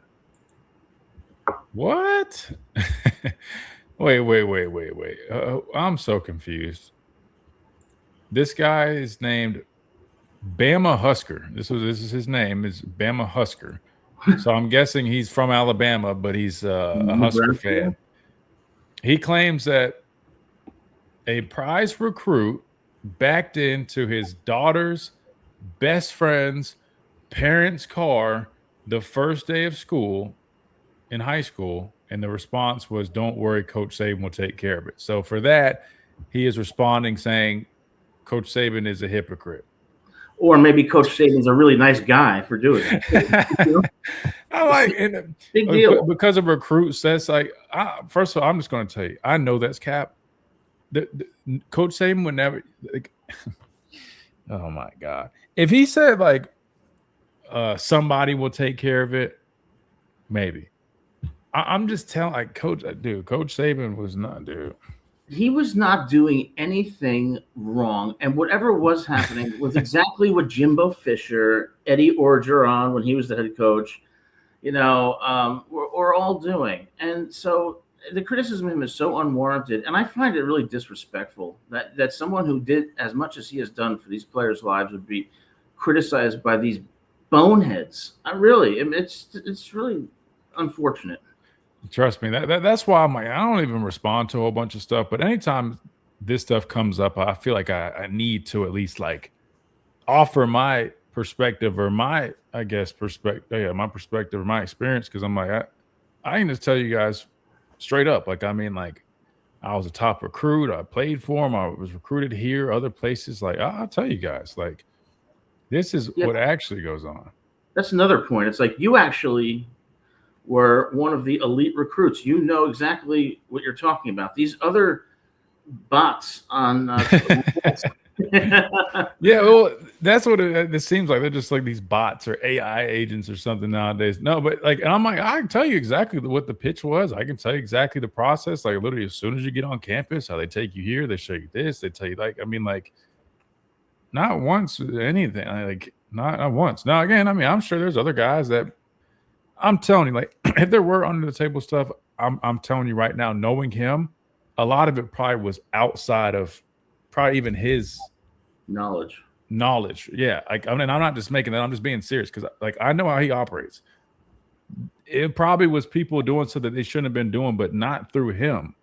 Like, that's what I'm trying to paint that picture without making it seem like, because I don't know for a fact. I'm just saying, like, that if I had to guess, knowing what I know, just like we were talking about with Brandon, like, that's more than likely kind of what would have taken place. My dad probably could say the same thing about South Carolina. I highly doubt it was his head coach or people doing that. It probably was just people that are big fans run into somebody and they're like, hey, you know, have you ever, you know what I'm saying? Like, yeah. And like you said, that was everywhere. So,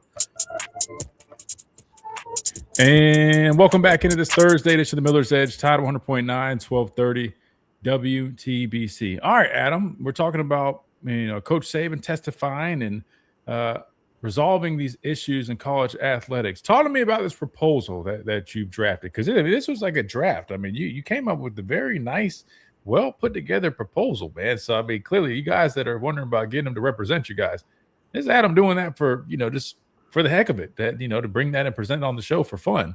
So he definitely cares about what he does. Adam, talk to us about that. What's his proposal? Yeah, well, over the last few months, I thought, it's time to stop criticizing and try to come up with a solution. And to address the three issues in college football: instability, inequality, and the decreasing value of the postseason, particularly as they try to expand to 24 teams. So, very briefly, what I would do is I would expand the FBS to 144 teams. And then I would have 4 tiers based on the prior year's rankings. In tier 1, it would be teams 1 through 36, and there would be 6 teams and 6 conferences. Tier 2 would be teams 37 to 72, 6 conferences. Okay, 6 teams, 6 conferences. 36 teams, 6 conferences.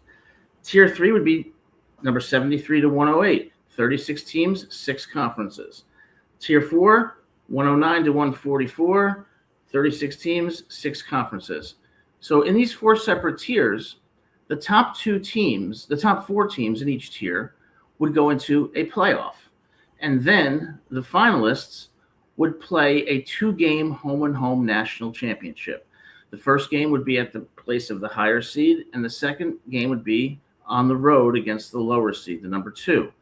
And then the team that has the most points after both games is the national champion. And if it's tied, then we go into either a sudden death overtime or a 15-minute overtime. So the idea is that every single game is meaningful. The playoffs there's now 4 playoffs, 4 national champions in the tiers. And what you have is a home and home national champion that determines the true national champion. And as far as revenue sharing goes for the Ohio States and all the SEC schools that are worried, the revenue distribution is going to be based, number one, on a collective fund where all 144 teams, get an equal share of 50% of the total revenue that is generated by this system. And then the remaining 50% is allocated 20% to the teams that get the highest market value, 20% based on where they place, and 10% to the teams who make the playoffs.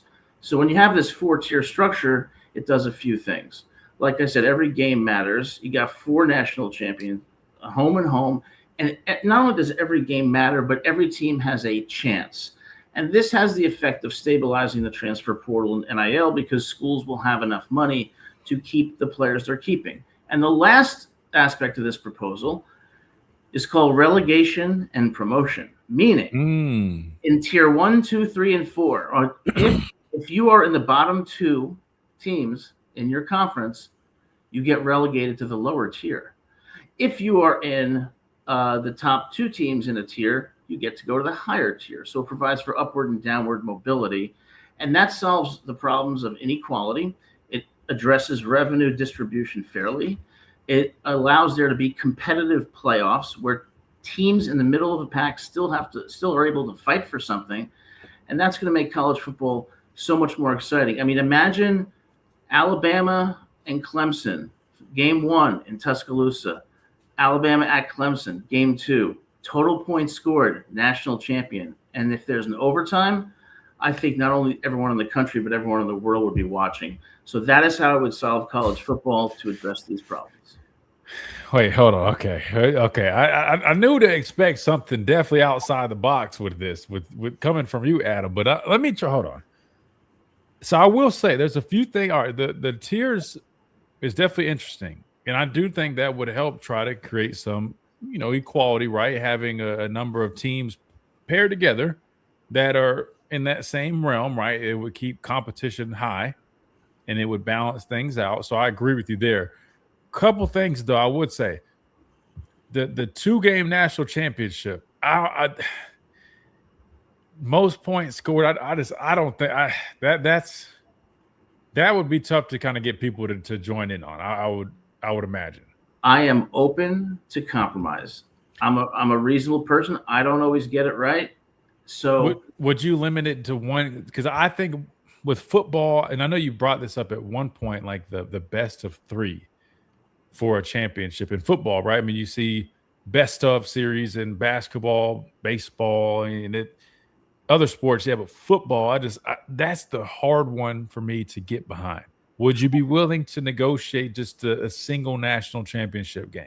I would be willing to negotiate that, but I would say this. Under my proposal, the regular season is 9 games. And with total 9-game regular season playoff, because in each tier, based on the rankings, you're just going to have 6 conferences of 6 teams. 5 of the games are going to be intra-conference games. 4 of them are going to be cross-regional games, including to maintain traditional rivalries. But there will be a 9-game regular season. And if you incorporate the home and home, that would be a total of 13 games for the entire year. If you do best of 3, it would be 14 games. So player safety concerns are addressed. God, you're throwing a lot on us, Reed. I know you're sitting here. Let me ask Reed your thoughts, producer Reed. I mean, because this is what I will say. With there being less games, it is better in terms of player health long term. But I also see a world where people would get pushed back because they want as much football as possible, even from the fan perspective. So I think that would be an issue. Anything that you'd like to either add or push back on with this, Reed? No, I mean, I think it's completely interesting, and I'm glad there's like a different perspective that we've been given because we are so used to this whole, what we've always known. I just think the main thing that I'm like kind of trying to twist my head around is I'd even be okay, like let's just say 20 years from now if they did do a best of 3 in that national championship game. It's more so the like tallied of 2 games, the most points. Because then let's just say like there's a game here in Tuscaloosa, and then whoever we played, even though we beat them here, they had the most points, and we'd go home feeling, hey, we just beat them here, but because of the tallied points, we lost the championship. Does that kind of, what Yeah, I'm no, kind I of mean getting at? that's a fair point. Because I guess if you beat them 7-6 at home, and then I guess you mix it Yeah, and then around or something you just lose like by 2 scores or something at their place. that means they automatically. Yeah, that's a good point. That's a good So point. then what Adam? we could do is we could change that and say it's either a best of 3 series straight out who wins, or in the home and home, if it's 1-1 at the end of that, you go into a 15-minute overtime, not sudden death, and whoever wins after that final quarter is the national champion. So I would be open to changing it because I'm a humble guy. I realize I don't get everything right. Well, I'll say this. I want to focus on the best of 3 thing because I know there's a lot. The tiers is definitely. I mean, I think that's interesting. I just shuffling up conferences. I know they just talked about that in front of Congress, like regional, I guess conferences. I don't even know how much movement we'll get with that, but I do want to put that question out there. Like, we got a bunch of people watching, right? What would you guys think about a best of 3 for football? I want to really, focus on that part because that's something that like you don't see it, but we know they're trying to get more games played. They want more revenue. Do people think we could eventually see a best of series with football? I mean, and if we did, would it start in the college level? Would we see like in the UFL maybe first, then have it adapted in other leagues? That is kind of intriguing. I just think from like a player health and safety standpoint, that's going to be the biggest hurdle. But a best of 3 for football would be really interesting. Yeah, I would say the only way you could do it is if the regular season were shorter, and that's why I have this tiered system, both to make every game meaningful among the tiers, but also to reduce the number of regular season games. So the playoffs is really where it's at, but the total games would actually be less than what we have now. And, under that system, I'll give you the best example, and I don't want to bring up any bad memories, but when Alabama lost to Clemson, I believe it was in 2018, after that game, the first thing I said was that if they played them again, they would kick Clemson's ass. It was an off night. It was not that Clemson was so superior. And I bet you Alabama would have beaten Clemson the next game, and I would have won in the overtime. I think Alabama was the best team in the country that year, and the national champion did not reflect that. And see, that's why I want to focus on it because I mean, I think that this might be another bad example, and I'm sure Georgia would have whooped TCU's tail, 3 out of 3 times. But who knows? I mean, it was such a blowout game. Maybe it would have been worth seeing it another time. Maybe TCU could have pulled something. I don't know, but I think that's a better example that you gave, right? I mean, just really prove that you truly are the best team. It's just because you make it work logistically with it being football, a more physically demanding sport, a contact sport. Definitely would be interesting to see if we could do that. We got to hit a timeout. When we come back, we got Clint Lamb joining us. Adam, you can stay on here. We're going to keep adding folks on here, get even more perspectives and talking points right here on the Miller's Edge. Tide 100.9, 1230 WTBC. Quick timeout. Clint Lamb of Cover Crimson joins myself and Mr. Adam Lamparello of Lamparello-law.com. We come back.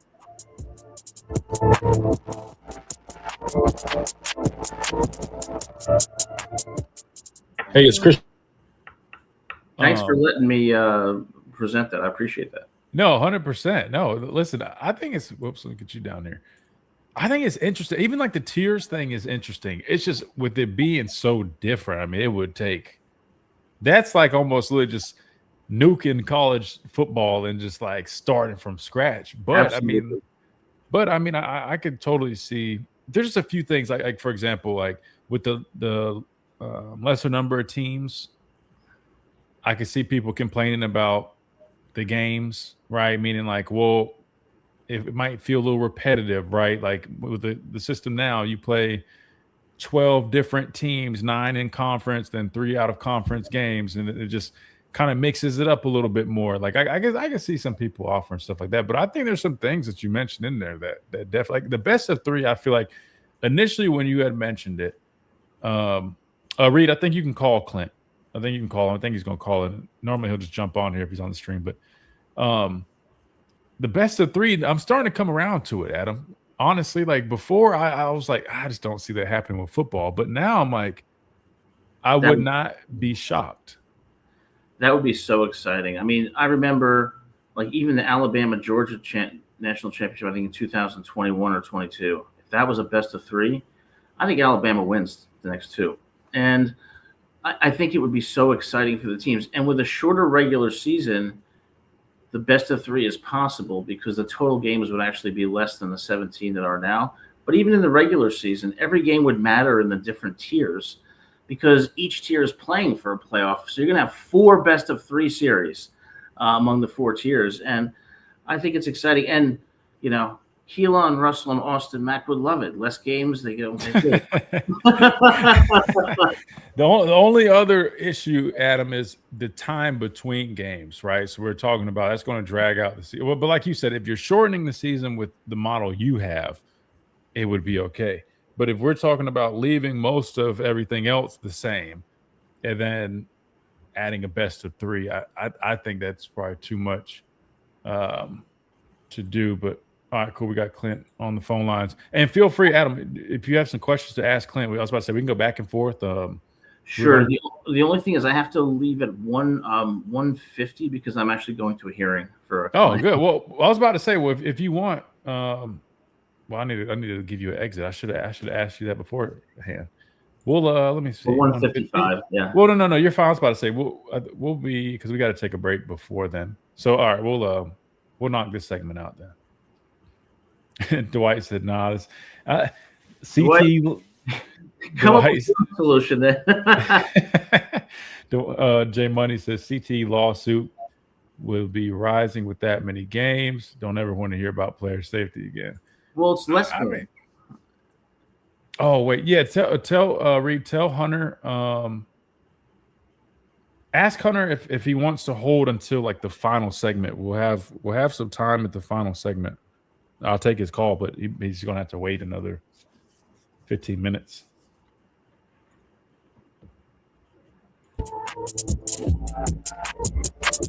And welcome back into this Thursday edition of the Miller's Edge, Tide 100.9, 1230 WTBC. All right, so we got Mr. Adam Lamparello joining us right now, hanging out with us. We're talking about his proposal that he's put in play to help resolve these issues. But now we go to the phone lines, and we also hear from our guy, Clint Lamb of Cover Crimson. Clint, welcome in. Clint, I'll just tell you, man, it's been a whirlwind over the last 24 hours or so, man. Good Thursday to you, and definitely would love to get your thoughts on everything that's gone on with Coach Saban testifying up in front of Congress.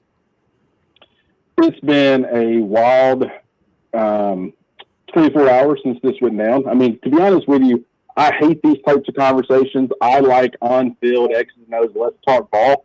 But to try to ignore this and to say it's not critical for the future of college football to have some of these discussions, I'm obviously 2 feet in, ready to roll, though. well, you don't have to throw in too much on there. I mean, it could be brief. If you want to skip on it, we can skip on it. There's no big deal with that either. You tell me. I just was curious if you had any thoughts on just kind of the way people are kind of treating Coach Saban and his decision to advocate for this stuff. Let me word it like this then. I mean, do you feel like there's anything like that you could nitpick about what Coach Saban is advocating for? Clearly, he's just really going off what the bill says. But I mean, do you really feel like there's any single little detail to justify why people would go after Coach Saban with this whole deal? No. I mean, I think he was pretty much spot on. And, I know I said that, but I understand the importance, and I understand that I can't be quiet about it. I have to share my opinion, and my opinion is that while a lot of people want to criticize a lot of what he said about Ole Miss, I know Ole Miss fans are unhappy with him. They got to understand they have two pretty extreme examples here. I mean, I think that the fact that, yes, I guess you can make an argument with Trinidad Chambliss. I think he deserved the extra year of eligibility, to be honest with you. I think despite the fact that there's been nothing definitive determined about Brennan Sorsby, I still think that would have been a better example. The fact that he's trying to sue despite clear violations is terrible for the game. There's no way Brennan Sorsby should be eligible.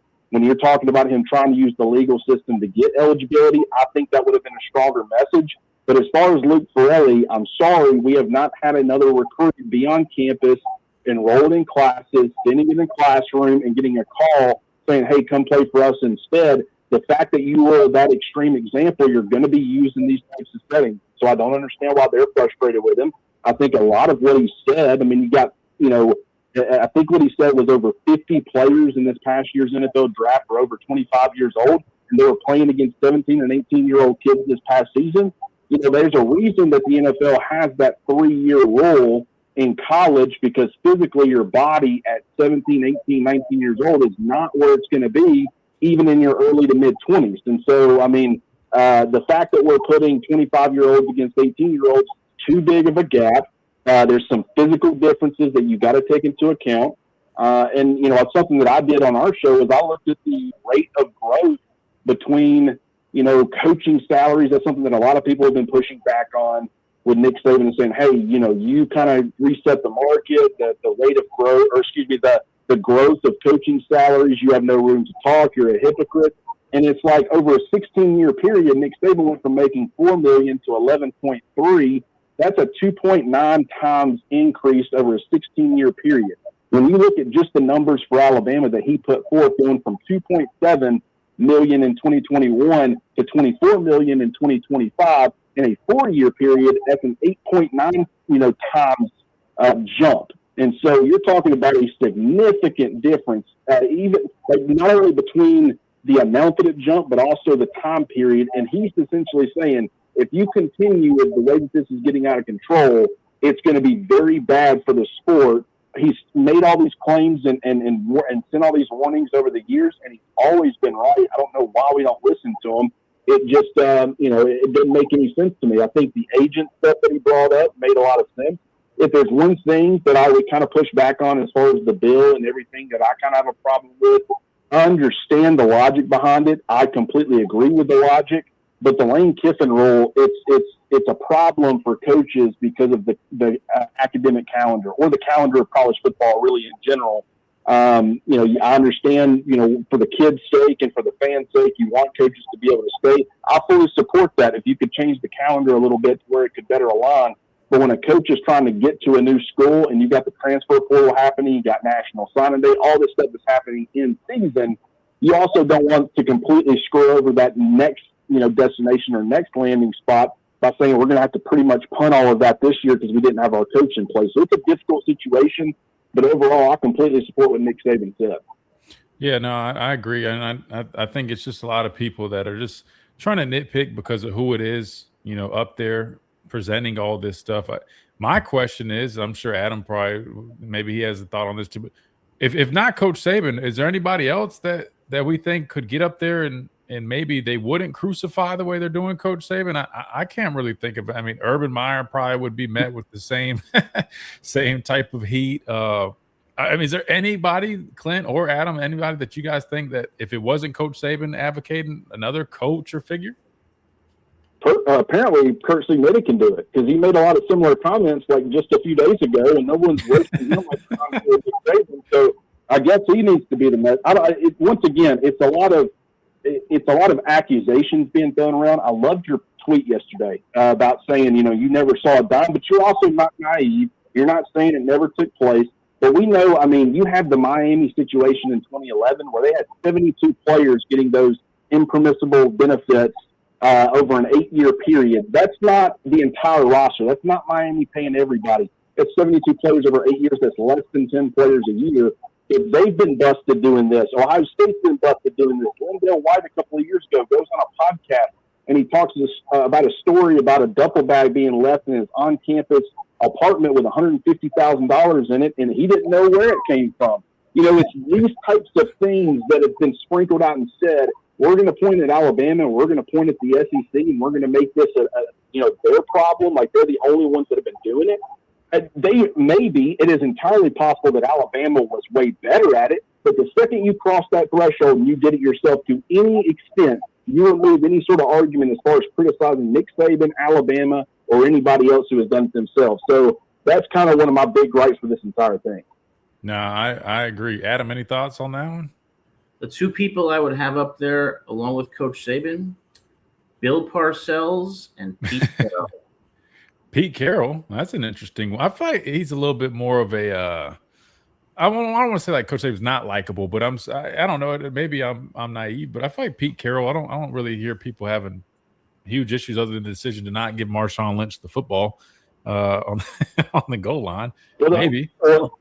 The only thing I would say is that, with Pete Carroll, if they're criticizing Nick Saban or making these accusations. Southern Cal. Who paid Lindell White that money that he talked about?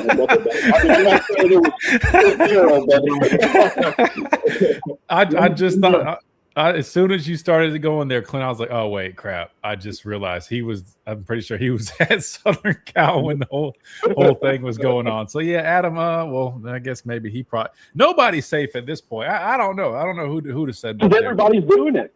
Yeah, no, that's the point that I want. No, I was just going to say, and that's kind of the biggest, like the response that I get. Like, and that's why I want to put that tweet out. And I realized as soon as I said that, I'm like, when I made it seem like people believe Coach Saban had to do that.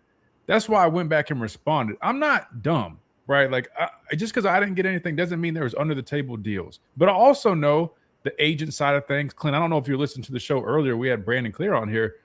A lot of times guys got money from agents as like their agents were fronting them money.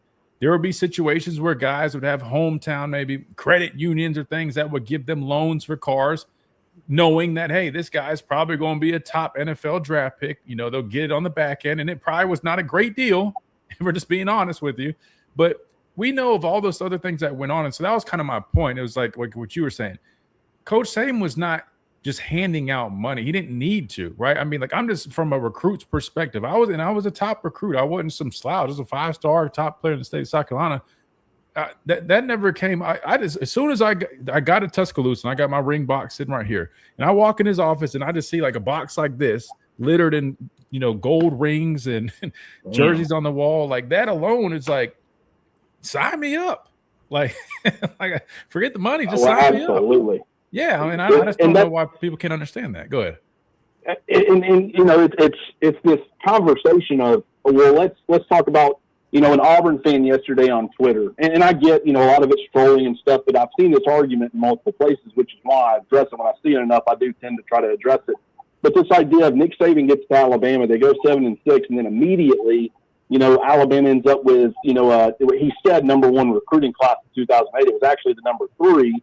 But, points still, it's close enough. And Alabama had gone a 16-year period without winning a national title. And was Nick Saban that good? And it's like, yes, 1,000% he was just that good. And the reason being, it wasn't really an Alabama thing, because Alabama without Nick Saban was not doing that type of stuff, or they hadn't in a very long time. But when you had a national championship winning coach who in his last 2 years on the college level had gone 22-4 at LSU, including that national championship, and you married that with one of, if not the most prestigious college football programs in the entire country, anybody who was around back then and they got Nick Saban, you remember how big of a deal that was. Everybody knew Alabama was going to win. Everybody knew Alabama was going to win big, and they were going to win quickly. No one saw them doing what they did, winning 6 national championships. But a lot of people had this belief that things were different in Tuscaloosa the second Nick Saban got to Alabama. And so this idea that that type of excitement and that type of marriage wouldn't have immediately produced results on the recruiting trail is completely foolish to me, and it's not something that people should be arguing. Well, and I just pulled up the 2008 recruiting class, Clint, and a lot of it consists of a lot of guys that are from the state as well, which you're going to have an advantage there. Like you said, there's a lot of hype around Coach coming here. So, I mean, I don't think that's a great argument. I could understand them saying, oh, well, number 3 class that quick. I mean, that's a fair question, but I think there's a lot of good reasons as well. Clint, I do want to ask you real quick, a little bit more of a football question here.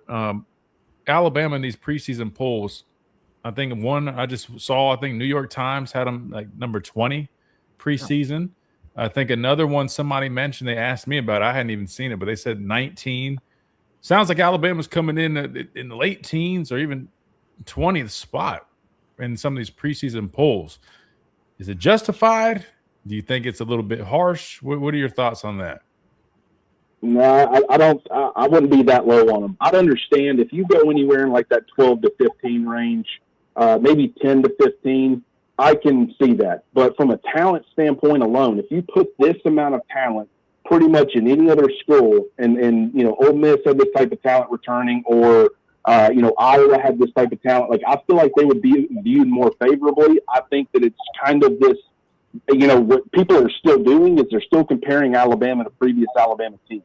And in comparison, there has been a drop-off, but not nearly to the extent they're talking about. And I understand there's some concerns. You're breaking in a new quarterback. A lot of times these preseason polls and predictions and projections, if you've got a returning quarterback and he's pretty good, they feel good about you. If there's any sort of uncertainty or, a quarterback hadn't been established, you'll typically have some concerns. But you look at what Alabama's got, and they're still easily one of the most talented rosters in the country. I still believe in the coaching staff. Everybody wants to take 1 year of Ryan Grubb and make all these sweeping assumptions about him as a play caller. Go back, from the time that they hired him roughly just over a year ago. I mean, everybody was saying this is one of the best offensive minds in college football, and, how big of a difference he was going to make in Tuscaloosa. And I don't jump off the bandwagon after one single season. I'm not going to do that. They have things they need to work on. I understand they probably shouldn't be sitting where they were last year around this time, which is, I want to say, like that 6 to 8 range. Don't think it should be that high, but I think also getting down to 19 and 20. I mean, that's I know this is an unintended. It's intended, I suppose, but it's a shot at the Tulanes and stuff. But that's where you kind of put those types of programs. When you're expecting those types of G5 schools and stuff to have a really good year, you'll throw them down in the 19, 20, 21 range. And it's like, at this point, Alabama is just so far away ahead of those types of teams. I don't think they have any business being that low. If they end up proving me wrong, I'll be the first one to admit it, though. Well, we'll definitely be watching out for it. But I agree with you. I think 19-20 is a little bit on the low side, but we'll definitely, we'll find out more when the season comes, which I think we're 93 days away, man. We're sub 100 days. It's flying by, and he'll be here before we know it. Clint, man, big thanks for you rescheduling and joining us and getting you on there. I try to keep it as much X's and O's as possible, but man, with so much heat flying around this whole testimony or testify or whatever you call it, had to get your thoughts on. I always appreciate your opinion, man. We appreciate you, brother. And tell everybody how to find your stuff. I was about to say, I'm sorry, before we let you go, tell everybody Cover Crimson, everything you got going. Yeah, first of all, man, like I said, I know I always preface this because I always like to tell people, hey, I like talking about on-field stuff way more, but it's important to the game, and so I'm all for having these types of conversations when it must be done. But you can find me daily on the Cover Crimson YouTube channel. If you like to listen to the podcast side of things, search the Cover Crimson Podcast Network, and then if you want to follow me personally on Twitter, you can, at Clint R. Lamb. As always, Christian, I appreciate you, brother. Good, talking to you as well, Adam, and I hope both of you guys have a great day. Yes, sir. You too, brother.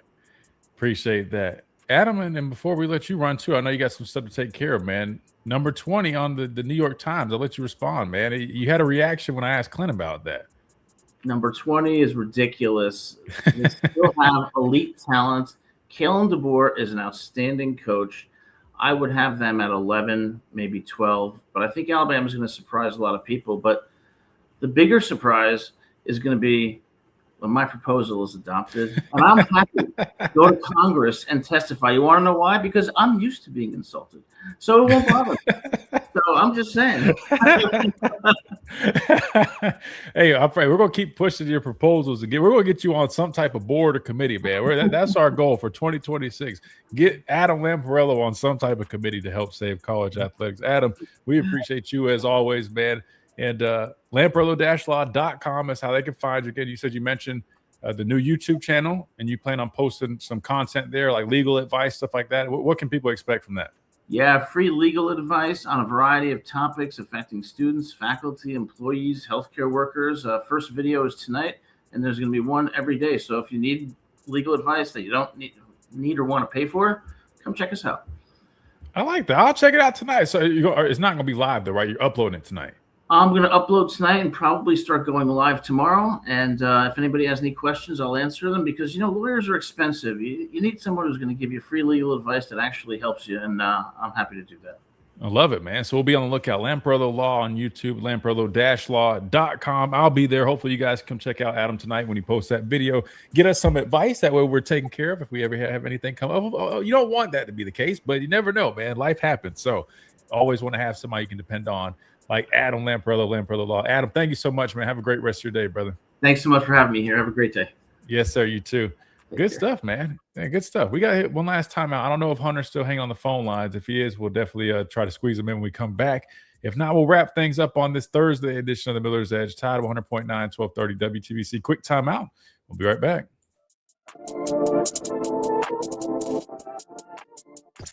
Catch hourly local news updates from the Tuscaloosa. All right. Let's see. Good stuff. Matter of fact, let's throw up Adam's site right there so you guys can see it. Car accidents. I want to say he covers pretty much everything, man. Agent, definitely get with him. Lamparello-law.com. I promise you. I'm not just saying this. Like Adam he'll go to bat for you, man. He is a defense guy through and through. And he definitely will represent you guys in first class manner, man. So make sure you guys Hunter dropped. Okay, no worries. All right, no worries. We'll close things out when we come back. Let's try to read some of these comments. And I appreciate all you guys here. We got a boatload of people watching today, probably because, again, a lot of activity on X. For all you folks watching on X, thank you for being here. We got a few more minutes left. But if you guys don't mind, if you get a chance and you do have a YouTube channel, if you don't mind going over to YouTube, just search us up over there at the Miller's Edge. You can watch the show on X, no big deal. But we're trying to grow our YouTube platform. We're on the road to 5K. And so anybody that's watching on any of the other platforms that we're streaming on, if you have a YouTube channel and you don't mind, just go give us a subscribe over there on YouTube and hit that like button. If you guys haven't already, that helps us out, man. Helps push the content, get more people involved, more people in the conversations, and helps us do even more because that's what we like doing, man. Having good, authentic conversations, well-informed conversations, trying to get more guests on here, make it as entertaining and informative as possible, man. That's our goal. Then, of course, during football season, the goal is to teach the game of football. We break down a lot of football. We break down the X's and O's. We watch film. We do film breakdowns, all that good stuff. So if you guys like that type of content, we do a lot of that as well over here or on the YouTube side of things. So, yeah, matter of fact, if you guys are watching on X and you want to see breakdown stuff, we do a lot of that on YouTube. So make sure you guys go follow us over there. Let's see. Pete Carroll was a coach with Reggie Bush. Yeah, as soon as Adam mentioned that, and then I was thinking like, the Seahawks thing, Marshawn Lynch, and I was like, oh crap, I forgot his Southern Cal days, man. That he'd probably get more backlash than Coach Saban if I had to imagine. Jay Moneyman says DeBoer needs better coaches. What coaches in particular do you refer to when you say that? Who do you think? Like what kind of coaches are you talking about? Some of the position coaches? You think coordinators? What do you think? I think it's crazy you have players already graduated and I played pro and semi-pro that wish they could make the money there, make it in college. Yeah. Shoot, yeah. I mean, don't get me wrong. Listen, if I could go back and we had NIL, man, I would, dude. That would have been amazing. I would have took advantage of it, man. I tell everybody all this, like, man, whether you're playing professional football, whether you're playing or doing something that's similar where you just have a short window, man, it's so important you take advantage of that. The problem is these guys, this is where they mess up. They fail to realize that, I mean, you only have such a small window to make that type of money. So the smartest thing that you could do, man, forget trying to, live this lavish lifestyle, buy all these things to impress other people. It's okay to do things every now and then, treat yourself, reward yourself. You work hard. But the smartest thing you could do is take all that money you're making during that small window, because you're getting these big payments that you're not going to, it's not going to be sustainable. It's not going to happen for years and years. Put all that away, invest it, and then you let the money make money for you. I mean, that's why I can afford to sit there and just do a 2-hour radio show. I mean, I didn't play a whole decade in the league like my dad. Didn't have to. that's the thing. And these young guys have the opportunity to do that in college, man, depending on their situation. So hopefully they're doing that. But yeah, NIL would have been amazing if we had it back then. And welcome back in real quick on this Thursday edition. I was trying to catch up on some of these chats real quick. Big money teams have 0 championships in a wide open NIL league. Older players have been key. That's an interesting one. I mean, Reed, I wouldn't say big money teams have 0 championships. Did Ohio State not just win a national championship a couple of years ago? I mean, Indiana said they spent like between $15 and $25 million. I mean, it's not cheap, but it's not a big money school compared to like Texas maybe. But I would consider Ohio State a big money team. Wouldn't you agree? Yeah, I'd say Ohio State, yeah.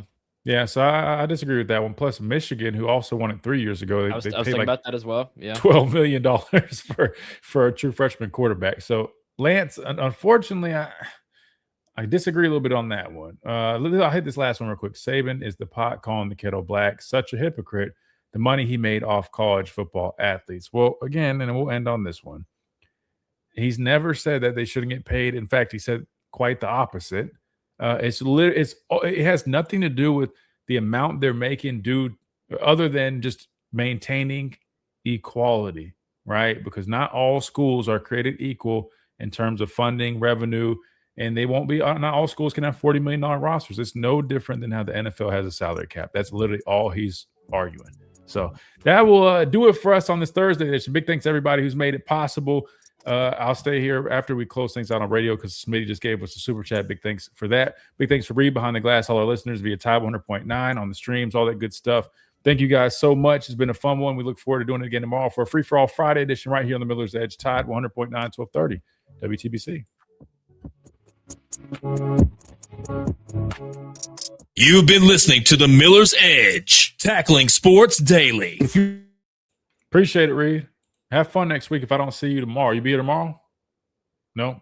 Have fun, man. Be safe. Enjoy your birthday week, brother. Hit this super chat real quick as we wind down here. Let me do this real quick. All right, cool. Smitty with the $5 super chat. I appreciate you, brother. He says NIL is a trick bag. Fans should not be the ones paying players. That's the responsibility of the school and the conference. I agree, man. And listen, if you guys have been listening to this show since NIL really was a thing, I've been saying that. I've always felt bad that it was always, hey, we got to lean on the fans. Donate. You talk about inflation. You talk about the price of tickets going up, the cost of travel, the price to just get a hotel. I mean, all these things just like going through the roof, right? And then on top of that, it's like, hey, subscribe for this. Hell, hey, we've got to pay players this, which, it's part of the, I guess the ecosystem now, right? I mean, like Coach Saban said, you have no choice. You have to donate money or else people are going to then turn on you because then you're not going to be as competitive. So, I mean, I see both sides of it, but I agree. You take all that money that you make from those TV deals, the revenue share, then that's what you should be compensating these players with.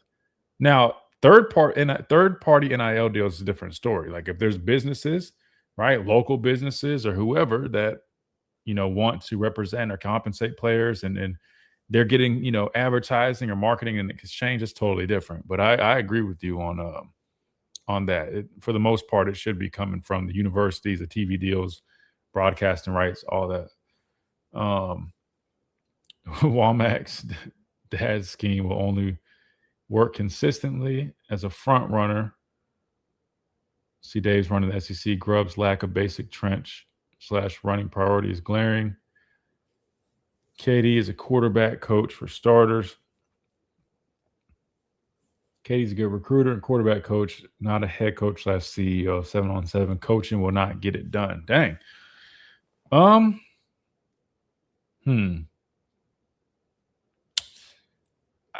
say this. I mean, it took some time for me to kind of feel out the new defense a little bit. At first, I'll be honest with you, I wasn't the biggest fan of some of the things that they were doing, just being honest. I mean, it's pretty different than the philosophy of Coach Saban's defense, which is what I know.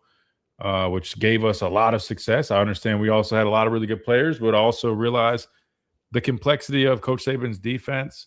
While it did come with some mental errors, it wasn't the easiest to understand, comprehend, and learn and really adjust to on the fly because there were just so many checks involved. The reality was we had an answer for pretty much anything and everything, and the way they broke it down, Coach Saban's understanding of the game and the way he taught us the game of football went way beyond just playing cover 3, cover 6, cover 7, and more so understanding what we're doing, how to do it, and ultimately why we're doing it. And when I first kind of got around this new defense that Coach Womack runs, I mean, it was a lot more simplified. I don't think they really had the same depth. Not even I don't think they didn't have the same depth as the defense like I came from. So I'll be honest, I was a little critical of some of the things that they were doing. But to be fair, after seeing it the past couple of years, I can admit that there's definitely some benefits to what they're doing defensively. Some of that simplistic nature, I do feel like serves a benefit to these players. It allows them to be put in positions to make, some plays. They force a lot of turnovers. They can kind of cut it loose, don't have to think about as much. So on that end, I do see the benefits or the positives, but I also do believe there are some drawbacks with it. Where I feel like sometimes when you're overly simple and you don't do enough, you're easy to figure out. And I feel like we've been exploited several times, especially year one. I feel like we got exploited because it was not it was a little bit too simplistic. We didn't do enough, but I feel like year two, they've adjusted it some and they've made some positive changes. So I will say, first year I was a little skeptical.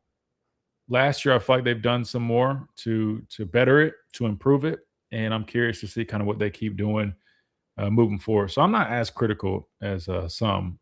In terms of the offense, I mean, I tend to agree with Clint here. I think it's too soon to completely write Ryan Grubb off at this point. I think it's completely fair. That said, I think it's completely fair to be critical of what we saw out of the offense last year, and I've talked about it, especially given the fact that we have an offensive-minded head coach. You got a coordinator in Ryan Grubb who is, he's not some young, rookie calling plays. I mean, this guy was, highly sought after by Coach Saban, Kirby Smart, various other top college football head coaches. But what we saw last season out of the offense did not live up to those expectations. So while I do think it's very fair to have criticism, to have questions off of what we saw, I do think it's important to understand that that's only 1 year in. That was him returning from the Seahawks, where people are going to bring up, well, he had a lot of similar issues there, which I agree with. That's true. But I think you got to give him some time and kind of see how it plays out this year. And hopefully you can see some progress made. Not to mention they made changes at the offensive line spot and tight end spot as well. But I can understand, where you're coming from, Trevor. I definitely I can understand it. I don't completely agree with it, but I can understand where it's coming from without a doubt. NIL is not NIL, shouldn't affect the school's budget, just like the pros. A player's endorsement does not affect the salary cap. And that's why the whole argument is to, separate these boosters / collectives, because that's where a lot of the phony NIL deals are coming from. No one's saying anything about, for example, Bryce Young. Bryce Young was here the first year NIL was a thing. And I think Bryce Young was one of the few guys in college football making like 7 figures. And I know how much Bryce Young got paid. And if you guys knew how much Bryce Young got paid, you would literally laugh. You wouldn't even believe me. Majority of that money that he made came from true, authentic NIL deals, right? I mean, the reality was that first year NIL, nobody was really making a bunch of money from the booster / collective program. Not even the guy that was the Heisman Trophy winner. But his marketability from his own individual success combined with the team success, the brand of Alabama, allowed him to be a 7-figure earner. And that's why Coach Saban is so adamant on using examples like Bryce and others, because that system is much more sustainable, right? Sustainable for the universities and doesn't require, like Smitty's saying, a whole bunch of people donating money to the booster programs and donations. And guys can go out there, earn and create value for themselves by what they do on the football field. And ultimately they'll be rewarded with, more interest in doing deals that are true, authentic third-party deals. The whole system is much more sustainable. Have zero confidence we can convert on 3rd and 2 without trickery. I understand. That was one of my biggest, I would say, probably complaints from last season, right? And you guys heard me talk about that at length. We should not have to resort to trick plays on 3rd and 4th and short, right? That's a clear indication that this staff was not confident in the ability to just go line the football up, put a hat on a hat and just, duo inside zone, whatever. Just a traditional play on the ground. Clearly wasn't trustworthy. So I feel you. If I were a parent of a running back, I would not send my kid to Bama because of growth. I'm sure there's questions about guys that do play running back that might be curious kind of how they'll be used or utilized, but clearly it hadn't been too much of an issue because they signed EJ Crowell. Looks like they're about to take 2 more running backs this class. If I had to guess kind of what they're telling these guys, I know they at Washington, they had a 1,000-yard rusher. I still understand the numbers don't reflect exactly the whole picture, but you get the point. They're probably also riding on some of the past success that was here before they got here. That's just a fact. As a matter of fact, I think I saw a recruit mention that, all the draft picks that Alabama has had, whether it makes sense or not, they're going to do that, right? This new staff is going to lean on the history, right? That players that I played with, the coaches, all the stuff that they had done, that's just is part of it.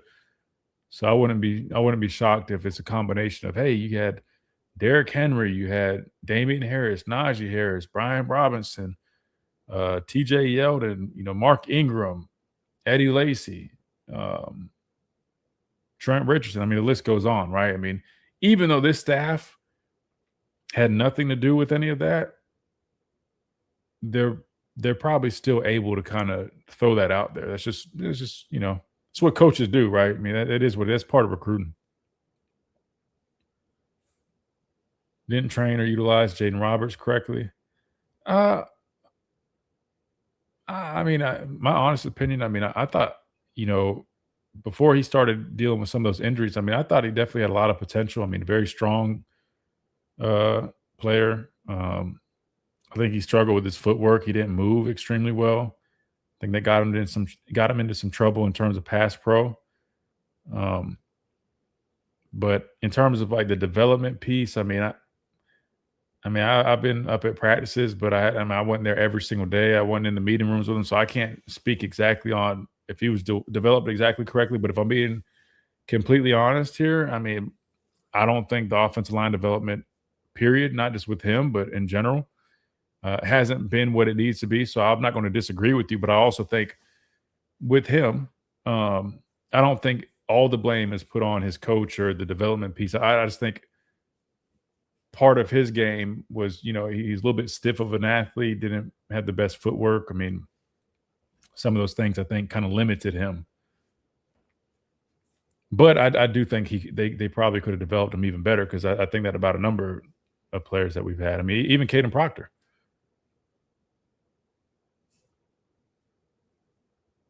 But I think the biggest thing you got to remember is, and I'm not saying coaches are perfect, but they see these guys every day. They work with these guys. They're going to know guys' limitations. They're going to know what guys do best. They're going to know who's outperforming who in practice. And at the end of the day, you always got to remember, if you're advocating for somebody else to be getting playing time, that means you got to take playing time away from somebody else. And so, you look at it, he played guard. So who were the guards last season? We had Michael Carroll playing a little bit of right guard / right tackle, Will Conformity. Those two guys kind of going back and forth. On the left side, you had Will Sanders and what's his name? Dewberry. Then you also had Vandermark as a swing guy. Was Jaden Roberts better than, Vandermark? His ceiling was definitely much better. But, you just got to think about it. There's probably a reason that they felt more comfortable putting Vandermark out there than Jaden Roberts, whether it was, they didn't feel like he was quite there yet coming back from injury, where they just felt like it was just an execution from an execution standpoint. I mean, there could have been a number of factors, you know. But from the developmental side of things, I'm not going to disagree with you. I do think that we have not shown the ability to develop these offensive linemen like we were several years ago, over the last few years, even the last couple of years before DeBoer got here. So Proctor's limitation was the hot and ready sign. Come on, man. Smitty's wild. One last thing, recruits aren't just talking about being a first-round pick. Most recruits want to be drafted. Most of the league is filled with day 3 and undrafted players.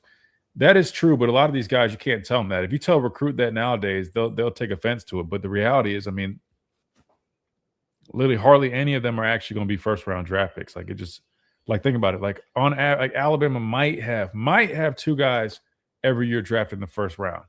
And then now go back to think about it. Like, you sign 20-some guys – probably 20 out of those 22 guys genuinely believe that they're all going to be first-round draft picks. Maybe 2 of them end up being that. That's, you know, less than 10% of the signing class is actually going to become a first-round draft pick, and that's a signing class that is the top 5 signing class. That just goes to show you how hard it is to really even be that. As always, thank you, Christian. I appreciate your balanced perspective and thoughts. Keep it up. Hey, Trevor, thank you so much, man. Thank you for always hanging out with us and being involved in the conversations, man. It always makes it a lot more fun when I have you guys engaged like that. So thank you so much. Or is it because they lack the ability to develop him? Like I said, I think that was part of the equation, but I'm not just talking about him. I'm saying with all the guys. But I'm just saying from what I've seen out of him, like, you know, there's a lot of good things that he did. A very strong guy. I think he could get some really good movement. I'm talking about getting some good push. But I don't think he had the best lateral movement, if I'm being honest with you. I know he was inconsistent in pass pro, right? Like that's just the reality to it. I mean, I'm not knocking Jaden. I think he's a good player. I wish him well. I hope he has a great NFL career. I don't want to sound like I might be overly critical. I just want to be clear that, you know, it's easy from the outside looking in, even from me, from somebody that, you know, occasionally goes up to practice and whatnot, and go see scrimmages. Like, even somebody like me, I'm not going to have the full details of each player, like the coaches who literally work with them each and every day, watch tape, go to, you know, work with them in practice. Like, but even just, I've talked to people up there about Jaden Robertson. I mean, they've reiterated a lot of stuff that I've said. Because I used to ask that question. I remember it might have been, I think, maybe 2 years ago. Because I remember seeing him. I'm like, man, like, you tell me this guy, man, he can't help us get movement. And that was like right before he kind of broke out. I think he got, was it Texas A&M 2 years ago? He ended up having to step up and play, and he had a good game. But he's battled injuries and you know, new staff and there's a number of factors, man. Sometimes it just happens like that. But that said, that'll do it, guys. I'm going to get out of here, get some lunch. If you guys haven't, man, hit that like button on the way out. Big thanks to everybody that's been tuned in on all our streaming platforms. I think we set a record for number of viewers total across all platforms. So shout out to you guys. We'll be back tomorrow, Free For All Friday. I think we'll just be – I don't think we have any guests lined up. Maybe I'll try to squeeze somebody in there. And you got the Supers this weekend. You got baseball. Maybe we'll try to talk a little bit of baseball tomorrow. And yeah, end things on that note. But appreciate you guys as always. Hope you guys have a great rest of y'all's day. And we look forward to seeing you guys tomorrow.